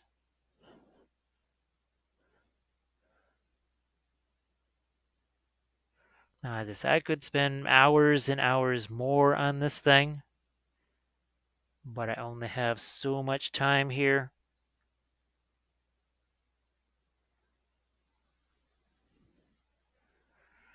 And it's, I mean, well, now I have to just forego that whole, well, and you don't have endless hours either. Well, you do now. Whether you like it or not, you got the time to watch these.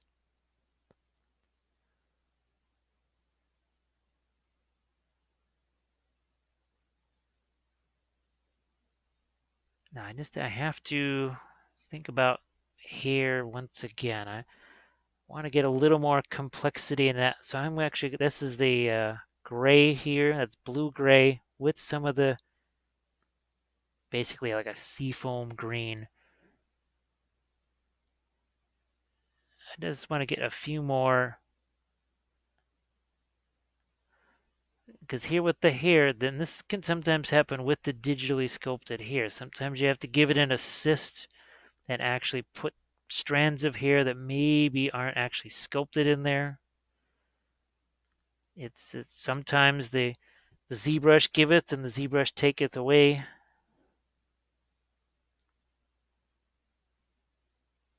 That's just there's things that it does really well, and there's other things. Well, it's not going to be quite the same as, well, the traditional sculpting, for lack of a better term.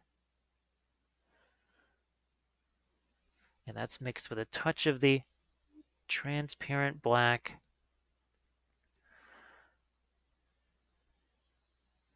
And I just, again, another area where there's no real, it's kind of a flat surface, so I'm just going to go in there and give it a little assist by actually throwing it a few more striations there than are actually sculpted in. Now, can't quite tell if that's supposed to be any kind of, what the heck? We've got that sort of semi gold color going on there. So this is the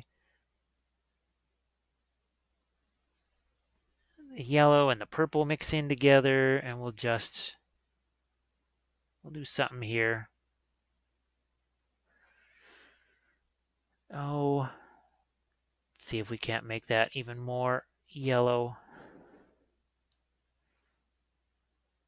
Instead of it just being dark, I think it might be more interesting. I'm going to try and make this where you can see it, and where the wing does not bump into my finger here. Okay, so back into my yellow.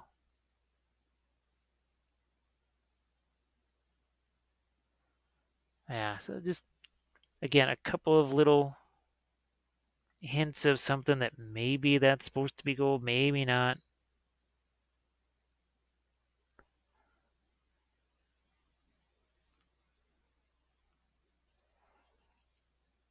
And the rest of that, we will just throw a little bit of a quick light there just to mark that. Again, trying to mirror what happened over there onto that. Now, let's see if I can do this. This should be interesting. Again, the larger eyes, you want to try and do something more than just a dark dot there. What I'm trying to do is actually have some red work its way into that. I think that, yeah, that's doing it. Here, let's see if I can't. It'll be tricky to get a little bit more of the lighter red into that, but see if we can.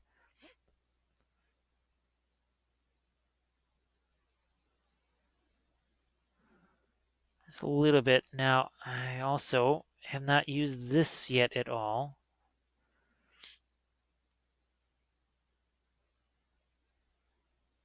So that makes it a little bit brighter. Let's see if I can't throw me in a little bit of a highlight there.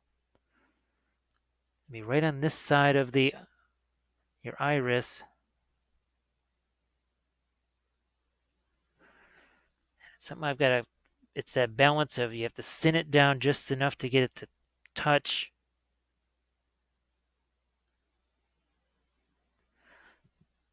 Once again, we'll try that. There we go. So can you see what we just added right there? Is that little white dot there? And I'm going to see if I can't do the same thing on the other side.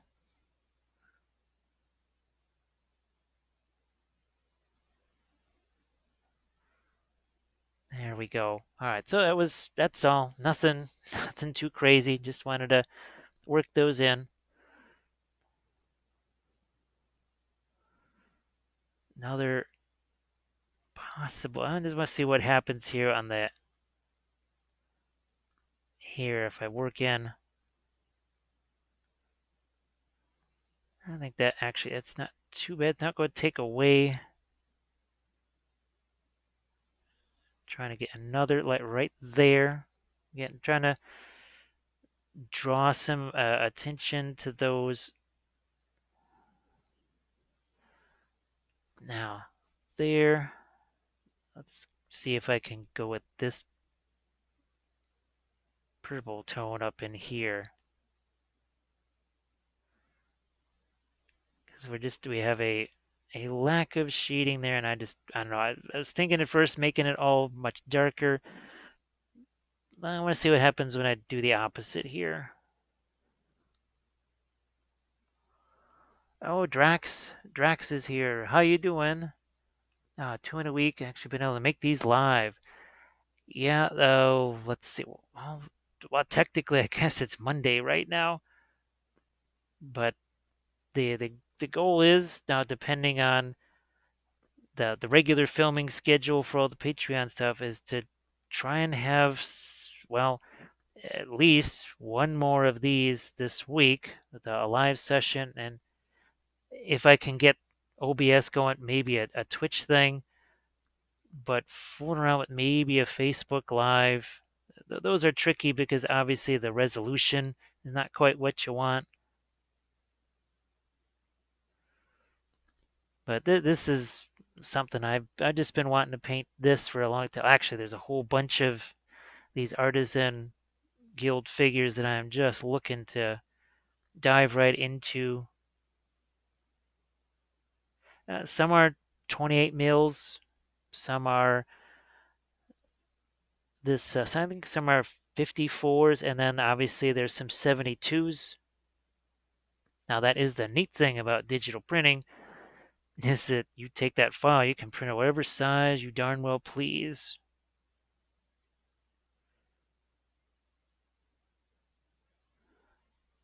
And obviously I want to do some oils with these. We'll do some with the Reaper paints as well.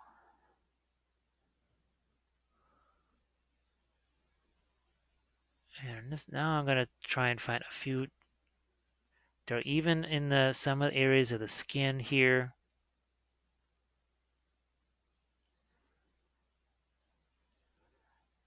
Because the markings that I want to do, again, that would kind of go right along this part. So I'm going to see if I can't mess around with that here.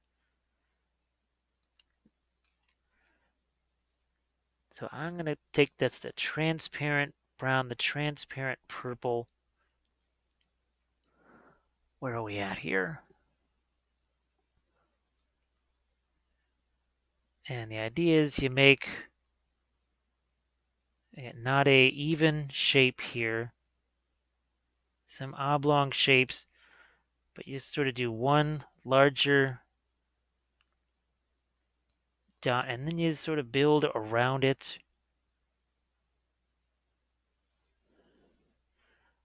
And we'll go here. And you see how they semi-interlock there?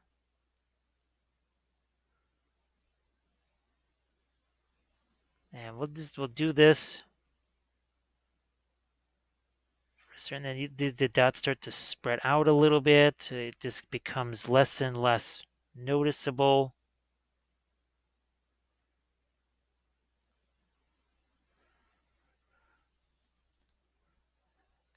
I think, yeah, you can see that. There you go. You can see that.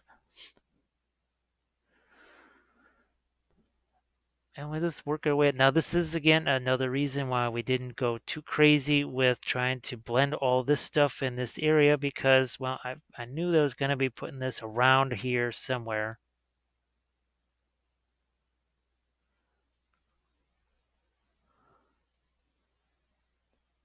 And we just build this up.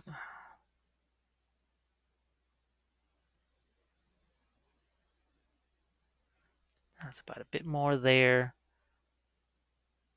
I want to have this go to the torso there because I like to have some of this on the torso and even on that one side of the face.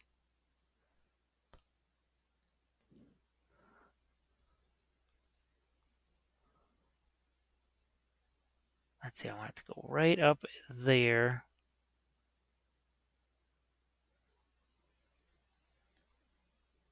And even larger.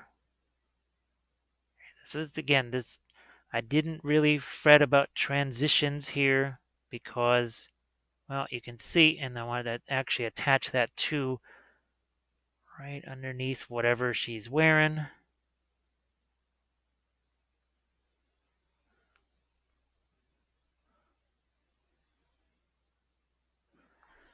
And like I said, that's what I like about these big old open canvas type miniatures because, well, they let you do fun stuff just like that.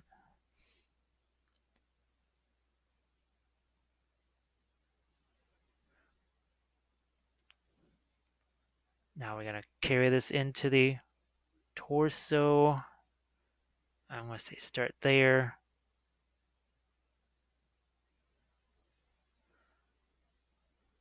And these spots are going to be smaller than what was on the legs, I think for obvious reasons.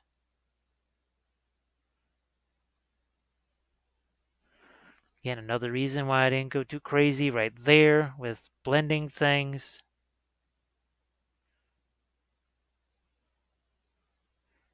Because the more blends you make, then it becomes kind of more difficult to translate information like this. If there's too much stuff underneath it, there's just, you got information competing with information and it just kind of goes blah. So even here, I'm going to expand that down further maybe than I wanted to, just because I don't want to have to blend that area. It's another handy thing. All right, let's do this side here. Let's work this up towards the face.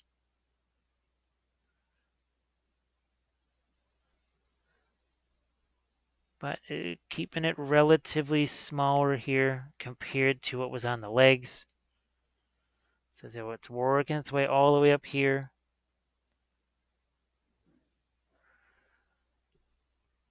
Yeah, I think you can see that. Again, the face, don't want to do too much of it because you do too much, then it's hard to, you start to lose your lights and darks and other things. I make a larger one there.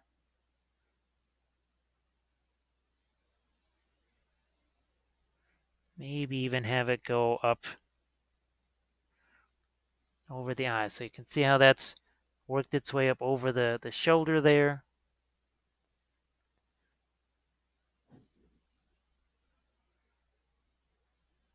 I'm going to do a few more small, yeah. Maybe even out here onto the arm.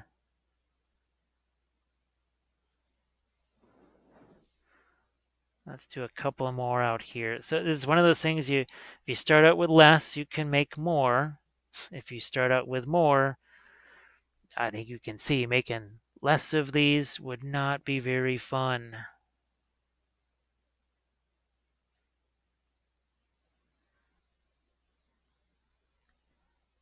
Now we gotta try and do this on the other side, which that gets interesting now.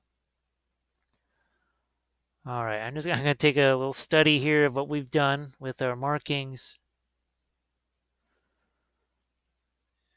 Okay, well, I'm gonna try and rotate this where you can see it.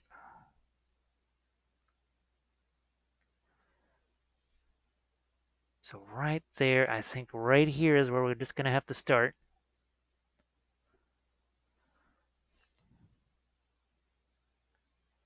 And like I said, we make a few bigger ones, but they have to interlock here. Sometimes you just gotta be really conscious of that, but you also don't want all the shapes being too similar, where they're just kind of dots.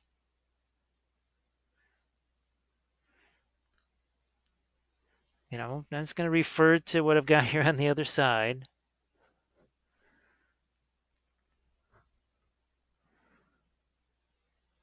And we'll see just how far down we want this to go.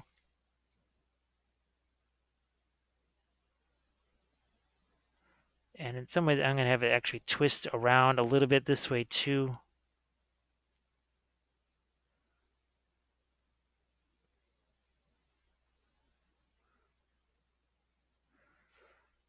And we've got to get this go all the way up to our torso.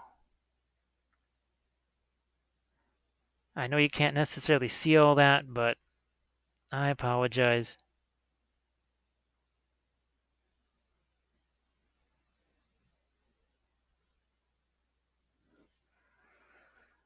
Yeah, so see there's that kind of important break right there. Now you can see, maybe if I hold it this way, you'll be able to see what I'm doing. I'm just going to have to sneak the brush in underneath the wing, so that makes it complicated.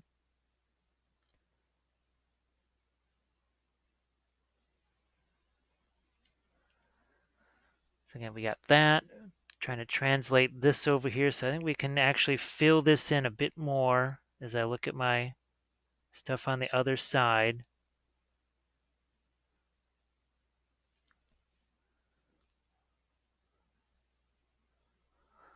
Now, Brody says, smooth as you get from using the brushes, blows my mind. Do you have any plans for more 40K stuff?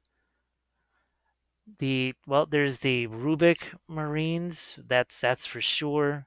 And then there's the Sisters of Battle. I've got actually those are prepped. I've got I only have one or two Seraphim, but I got the regular Sisters. Then I've got Sisters of Silence, and then the Custodes also. So there's those guys too.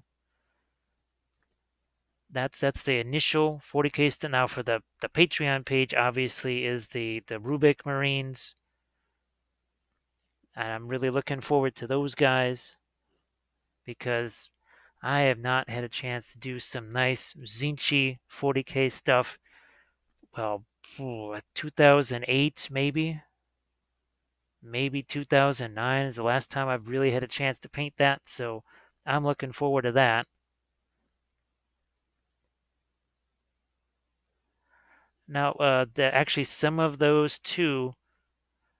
You saw the last one we did with the what do you want to call it? The metallic stuff.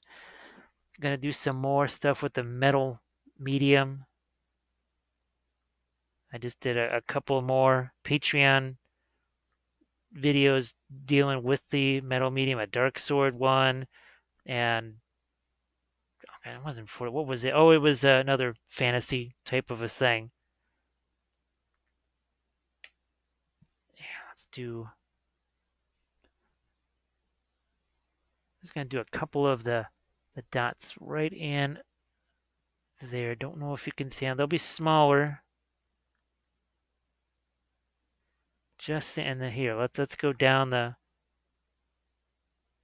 side of the arm there just a bit. Also makes our lights that much lighter. Oh, that's the other thing too, is I was gonna do basically chapter specific Marines. Oh, Brody's working on his Rubik's. Yeah, now I have the fortunate thing is that I have two squads of those, so I can try doing those. If one is in oils or if one's more in metallics or whatever, then I can do one in a whole nother medium. Even if it's the same color scheme, it'll be in a totally different medium. So that's kind of a fun thing. I have not had a chance to do an army painting thing where sort of do the same unit but in a whole different way. So that should be fun. But yeah, I want to do and I can do this now because I have Primaris Marines left over from Adepticon because the classes never happen. And what I was going to do was take those and actually, do a Dark Angel, do a Blood Angel, do a Space Wolf, just kind of take those chapters on one at a time and have some fun with that too. So now I'm going to go back into some of these, like here, bring out some of this because now we've got that in place. We sort of know what we want to do there. I am not going to try and do any more of that in the face area because, well, I just can't reach it where you can see it. I am going to do a little bit of refining in there. Just a little bit, not too much. But there you go. So that's something I was looking forward to doing. Kind of reminds me a bit of, I'm thinking Babylon 5 and your Narns there with their reptilian markings. Now, the other thing I'm hoping to do, and this is something Kathy and I, we talked about, oh, geez, for quite a while. It actually was going to be Wednesday with the Wapples because we thought we could only do it maybe one day a week, but we're thinking of some kind of evening with the Wapples where, we're not necessarily doing a full-on tutorial like this, but something that's maybe fun where we're just prepping some figures and just talking because I think just with the way they are now, sometimes people just want to connect. And when we thought we might do something like that, because I know I've been messaging people, been doing the Facebook thing, and but it's not quite the same. So maybe something like that. So don't be surprised if, since we're in this together for quite a while, you maybe see Kathy and I together on one of these. It all depends on how I'm able to manage all the technical stuff. So I make that caveat right now. And I'm going to take some of this lighter, right, mix it with my purple. Let's get something going here on our foot. That's not just that purple color. And looking to get a little, we've got light over here. We got to do some of the similar type stuff on that leg. I've been trying to, like I said, focus on up here because I wanted to make sure you got to see that. And look at what's happening there. See how that, I know it's shiny there, but see how that sort of hides that? That's intentional. That's something I sometimes forget to do. I'm going to do the same thing over here, except I need to do it with a lighter version of that color. So bear with me here. That's better. So see what that does? It's not wiping it out, but it does tone it down just a bit. Just a little bit. Now, yeah, we just got a whole bunch of dark there. I don't want that to just kind of stay that dark. So I am going to take some of this, almost more of a pinkish. Let's see what happens. Put that right into here. It's very translucent. Got to remember that. Because I don't just want to have massive amounts of dark. Yes, shadow areas, whatever. But sometimes when it's just nothing but a black hole, it's not terribly interesting for the viewer. Like all of the stuff here in the wings, getting that lighter is important too. But here, let's take some of this more of a purple color here, and we'll do some highlights on that. Oh, Remy. Oh, hey, Remy. How's it going? I'll. I'm still trying to find the right pictures for you there. I will eventually track those down. Try and get you those tomorrow. Because sometimes those they don't end up quite in the folder that I thought they were in. I mean, heck, I'd like to see them anyways. I did just do another mountain that rides as a commission thing.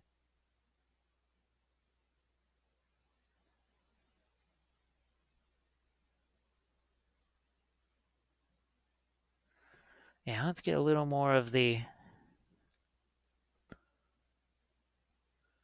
Yeah, I'm gonna get just a few more of these. Oh yeah, nice little bright touches here on the wings. Trying to complement what's going on with the skin on the main body.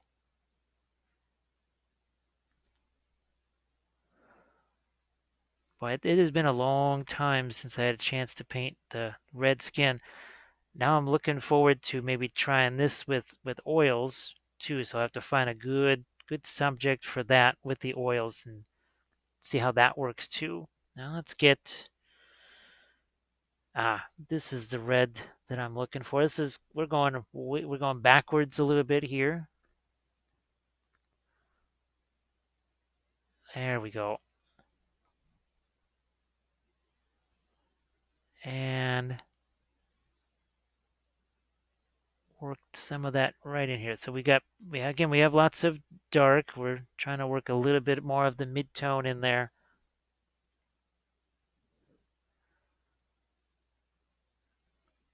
And I'll probably still do some even more in-depth stuff with the darker tones.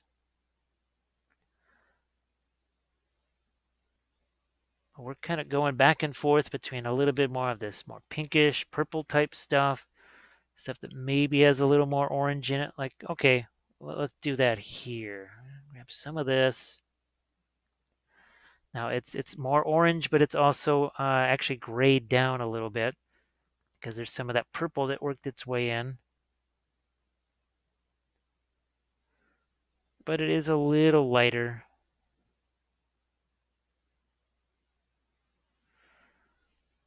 Okay, let's get this side of the wing. Right along this edge is what I'm looking for here.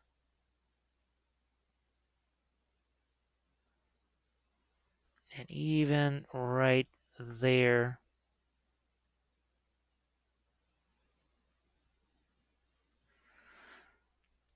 So, and the wings, I don't know if you can really, yeah, I think you can see that there's now more of actually there's a variety there. So there is some orange there, a little bit of purple. That if I were to make that all black and white, like I like to do, I think I actually might play around with that saturation thing here real quick.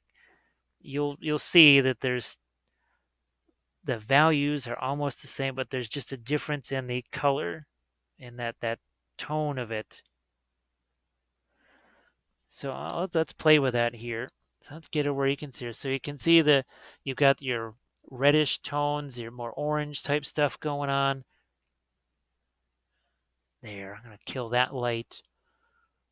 Go back to my controls, and we're gonna go zoom like that. So now she's black and white. You can see all of you can see the wings a little bit darker, the skin tone's a little bit lighter. You're focused there, but you took away all of the saturation that's there. And this is something that, like I say, you should do with photos of your minis, is actually just kill all of the color and try that and see what that gives you. I think you might find it pretty interesting.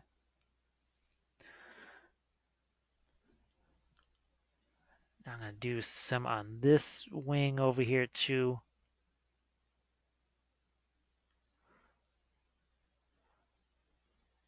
And that is more of the almost like the pink there, but now I'm going to go, that's your transparent brown and black. Yes, it is late.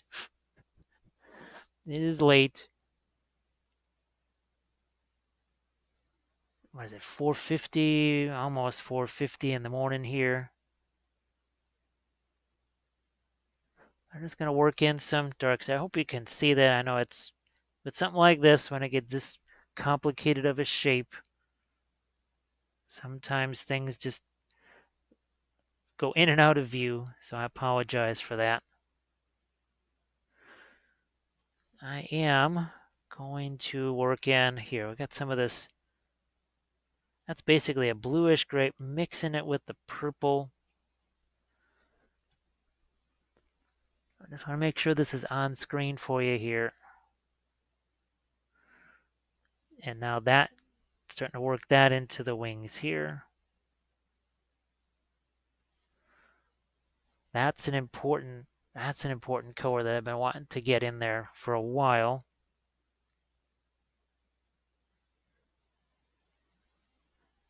This is another one of those things where if I did the black and white thing on it again, you wouldn't even see it's there. Wouldn't even notice it. But because we have all this difference with all the orangey reds and stuff that's got a little more pink in it, purples, that really shows up. So I do want to put a little bit of this into the here real quick here. So just let me drop a few shots of that into here.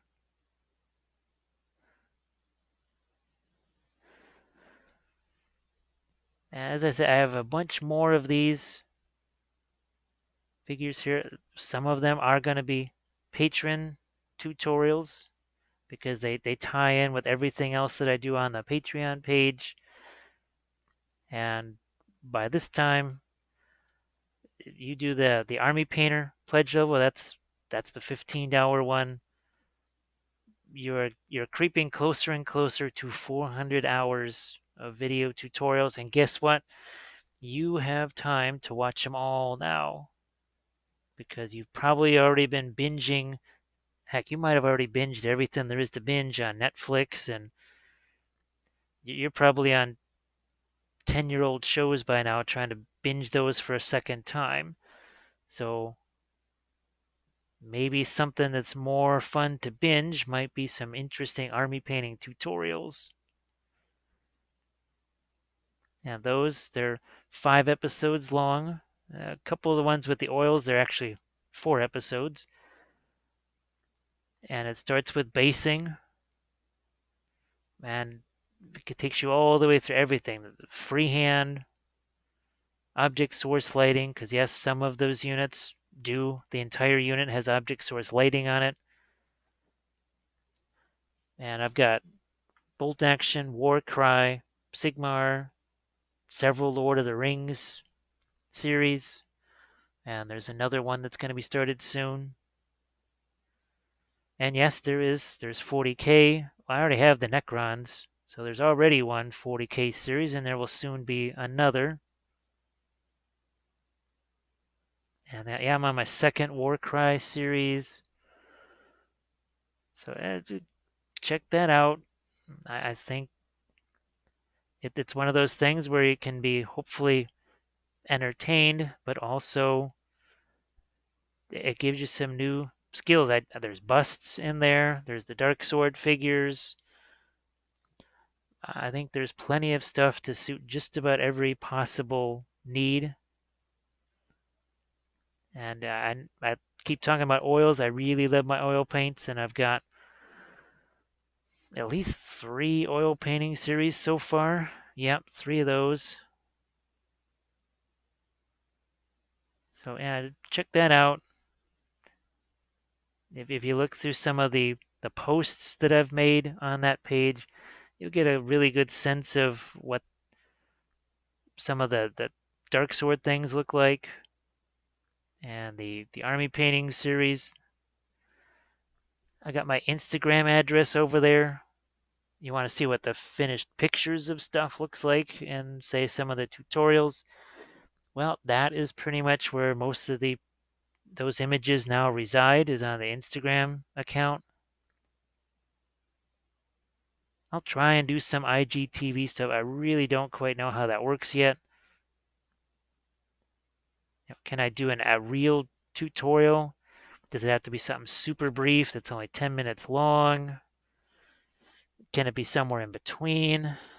That's just going to take some trial and error.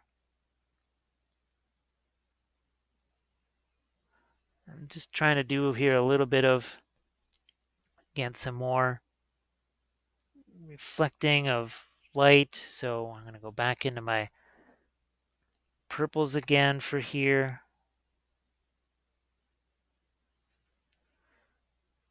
Here's some more right in this. Yeah, that just goes down into the ankle there.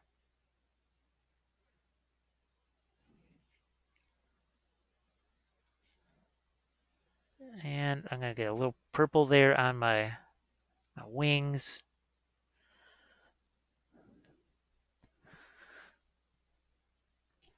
So like I said, I wish I could finish this whole thing for you, but that would really, I would go from very little sleep to basically zero sleep, and that's kind of, well, the last few days I've actually, for the first time, really actually slept, because when you're super stressed, there's being in bed and there's actually being asleep. And it's only just in the last 2 days, I think, that I've actually gotten to sleep. Now we are going to take some of that brighter orange here. We're going to start working that into the wings. I've been talking about this for a while, but it is now time. It's time to start extending some of the color that's on our skin into these wings to sort of create a bit of a transition here. This is where it's open enough where you can see where the wings and the body meet. So that is why we're going to start to bring that out a little more. I'd even consider doing some of the markings on that, but I think, no, I don't think I'm going to do that.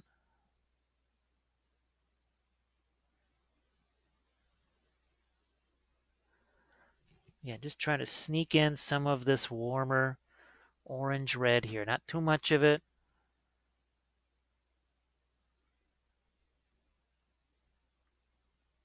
Not too much.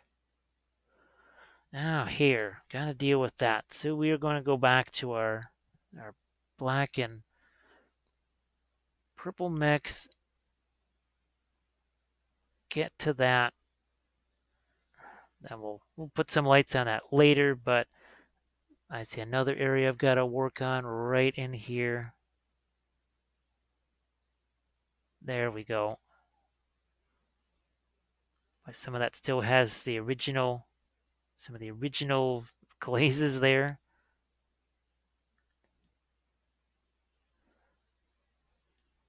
All right, let's go. Yeah, I'm gonna.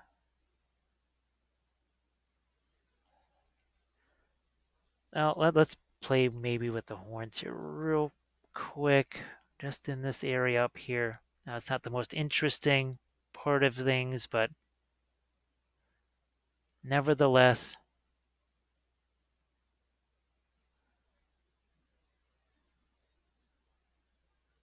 there.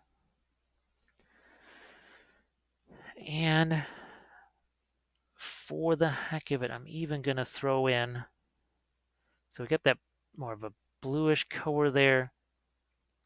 I'm going to throw in a couple of these yellow bits here. Yeah, there we go. And it's still not white. We can still go lighter than that. But now we've got a couple of different, it's not just that we've gone lighter here on the edges of these. We basically have sort of a bluish purple green underneath this. So again, that's got another type of contrast. I think you can, now you can really see that there. Let's do that on the other side here real quick. Again, we have not even, haven't really used the white whatsoever on this. There's plenty of expansion possibilities for highlights.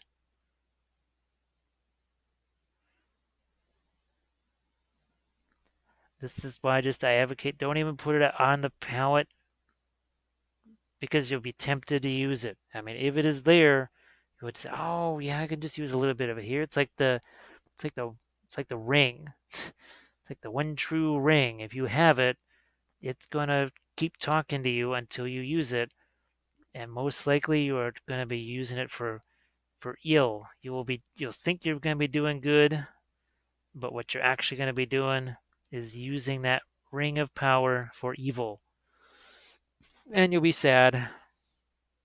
And being sad with miniature painting is never good because then you're just less likely to keep doing it. And that's no good. We don't want that. That is how those unpainted legions stay unpainted.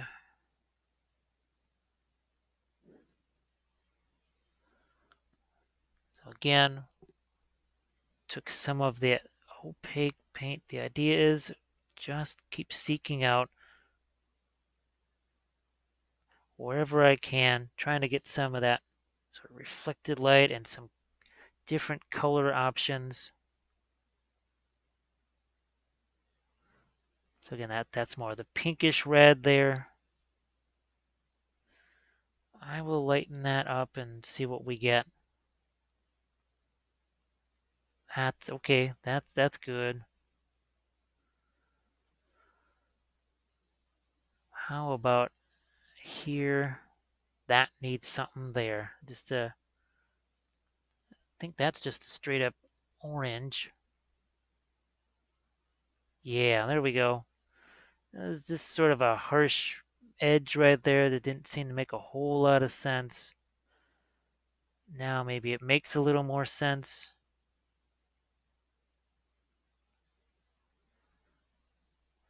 Like I said, as I move along with this, you start to refine.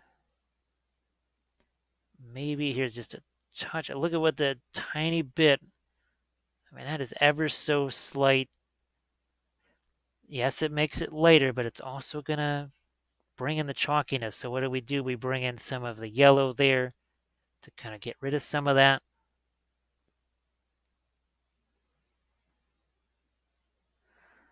And I will go back and see if we can't find a couple of really nice light highlights in a few areas here.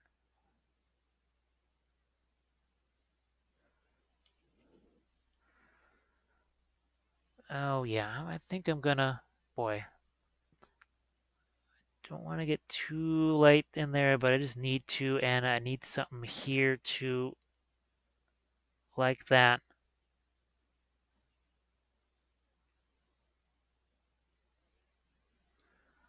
I think I've got this area pretty well settled.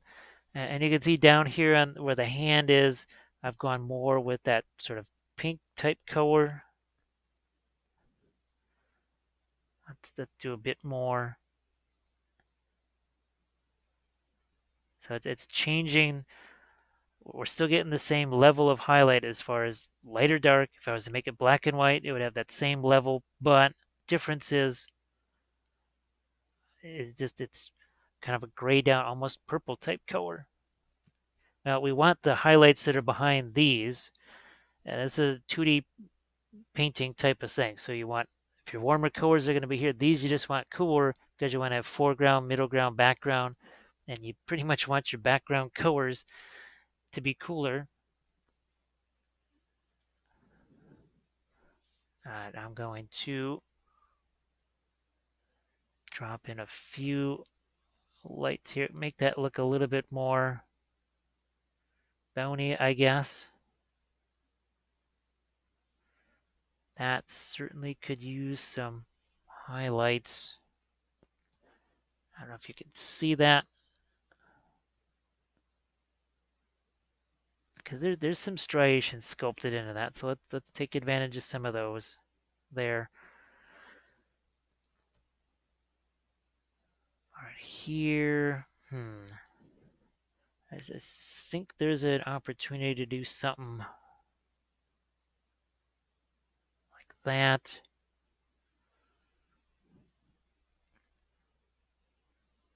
There we go. So that's, again, that's a cooler red, much cooler than all the stuff up there that is just so orange. Can't stress enough when you're doing, well, something that's basically tantamount to a limited palette. I really hate that term. When you have this kind of variety, not just in the lights and darks, not even just in what's purple and what's orange, but the saturated versus unsaturated.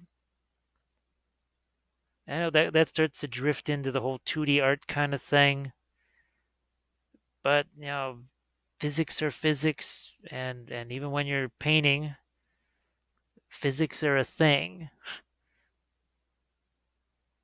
You, physics will affect you, well, just like everything affects us when we don't think it does, which we're finding out kind of now.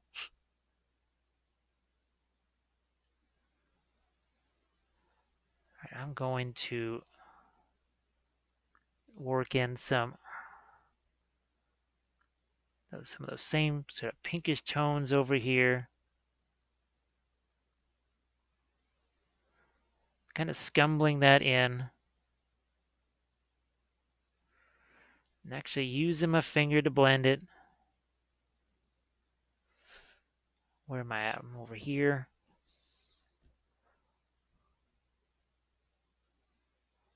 A couple of more. Now I could extend those dots out this way too, the markings on the leg also.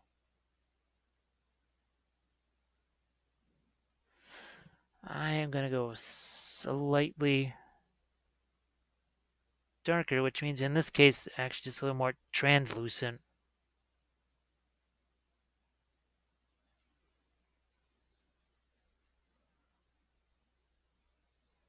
I'll work some of this down into here. Again, that's the stuff that's a little bit more on the pinkish side.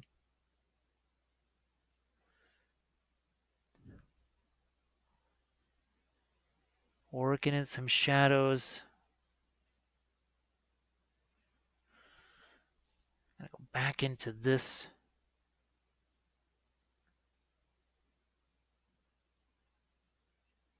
Again, I'm going to use my finger to do some of that blending.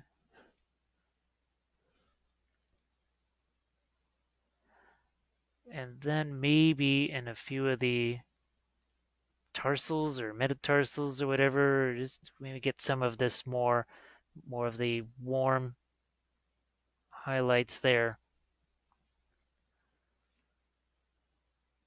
Because you can see that fairly well. So I think it's time to bring some of that out too.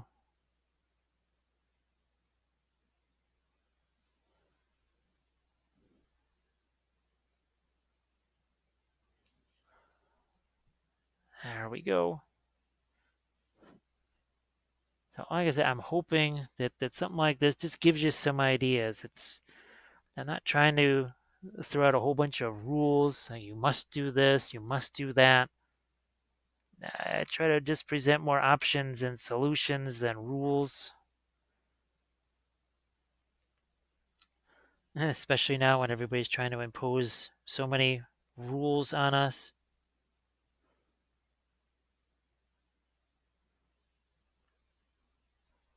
But for sure, if you don't want to, especially now, miss these things or maybe catch them as they start instead of sort of the YouTube algorithm tossing this out in front of you, you do the subscribe thing, then you always, well, at least it should tell you when I'm going to be doing these live things.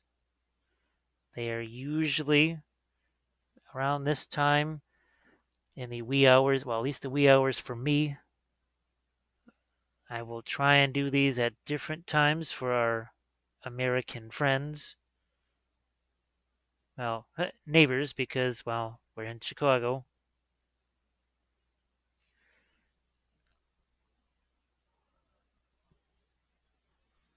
And I do also want to say thanks to Artisan Guild. They really did some fantastic work on the figures here. I love these sculpts, and we kind of go back a long ways because all the way back to the days of a certain company. So it's kind of fun to be able to sort of hook back up again. I really enjoy. There's just, as you can see, they're more of the open canvas type of thing. I can just, there's more left for me to do instead of forcing me to, well, okay, here's this shape, you must paint this shape because that's what's in there. I really like the option of just being able to go, yeah, I want to put some freehand markings here. Or, well, no, I'm not going to do that this time.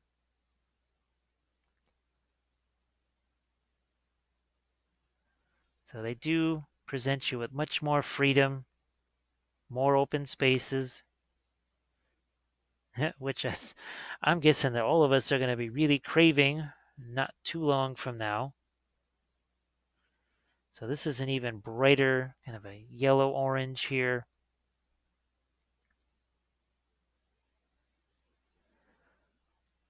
And I'm just going to find myself just a few really intense highlight. No, not there. I'm going to go with this pink over here.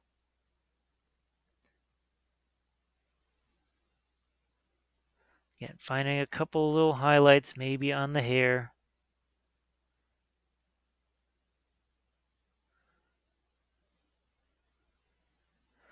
Yeah, let's do something on that. Right there. There we go.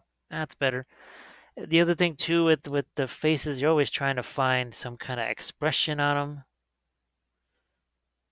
them, whether it's serious or silly or whatever. Just make sure that you get some kind of expression there instead of just kind of a blank look.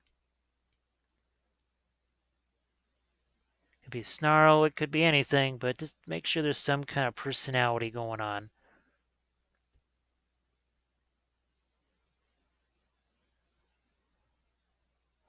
Which is why I want to see it almost a bit of a smirk there. Aha, that's it.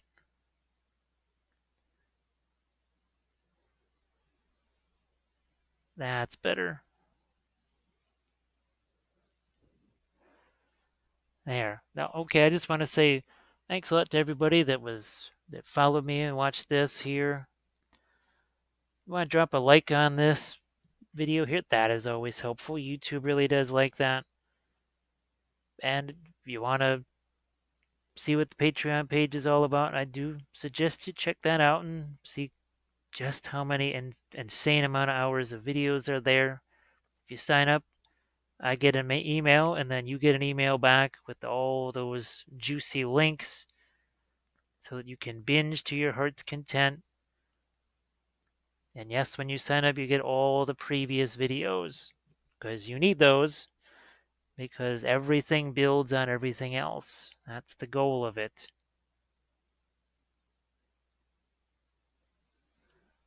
So thanks again to Artisan Guild and everybody that's watched and everybody that's kept me company in the chat.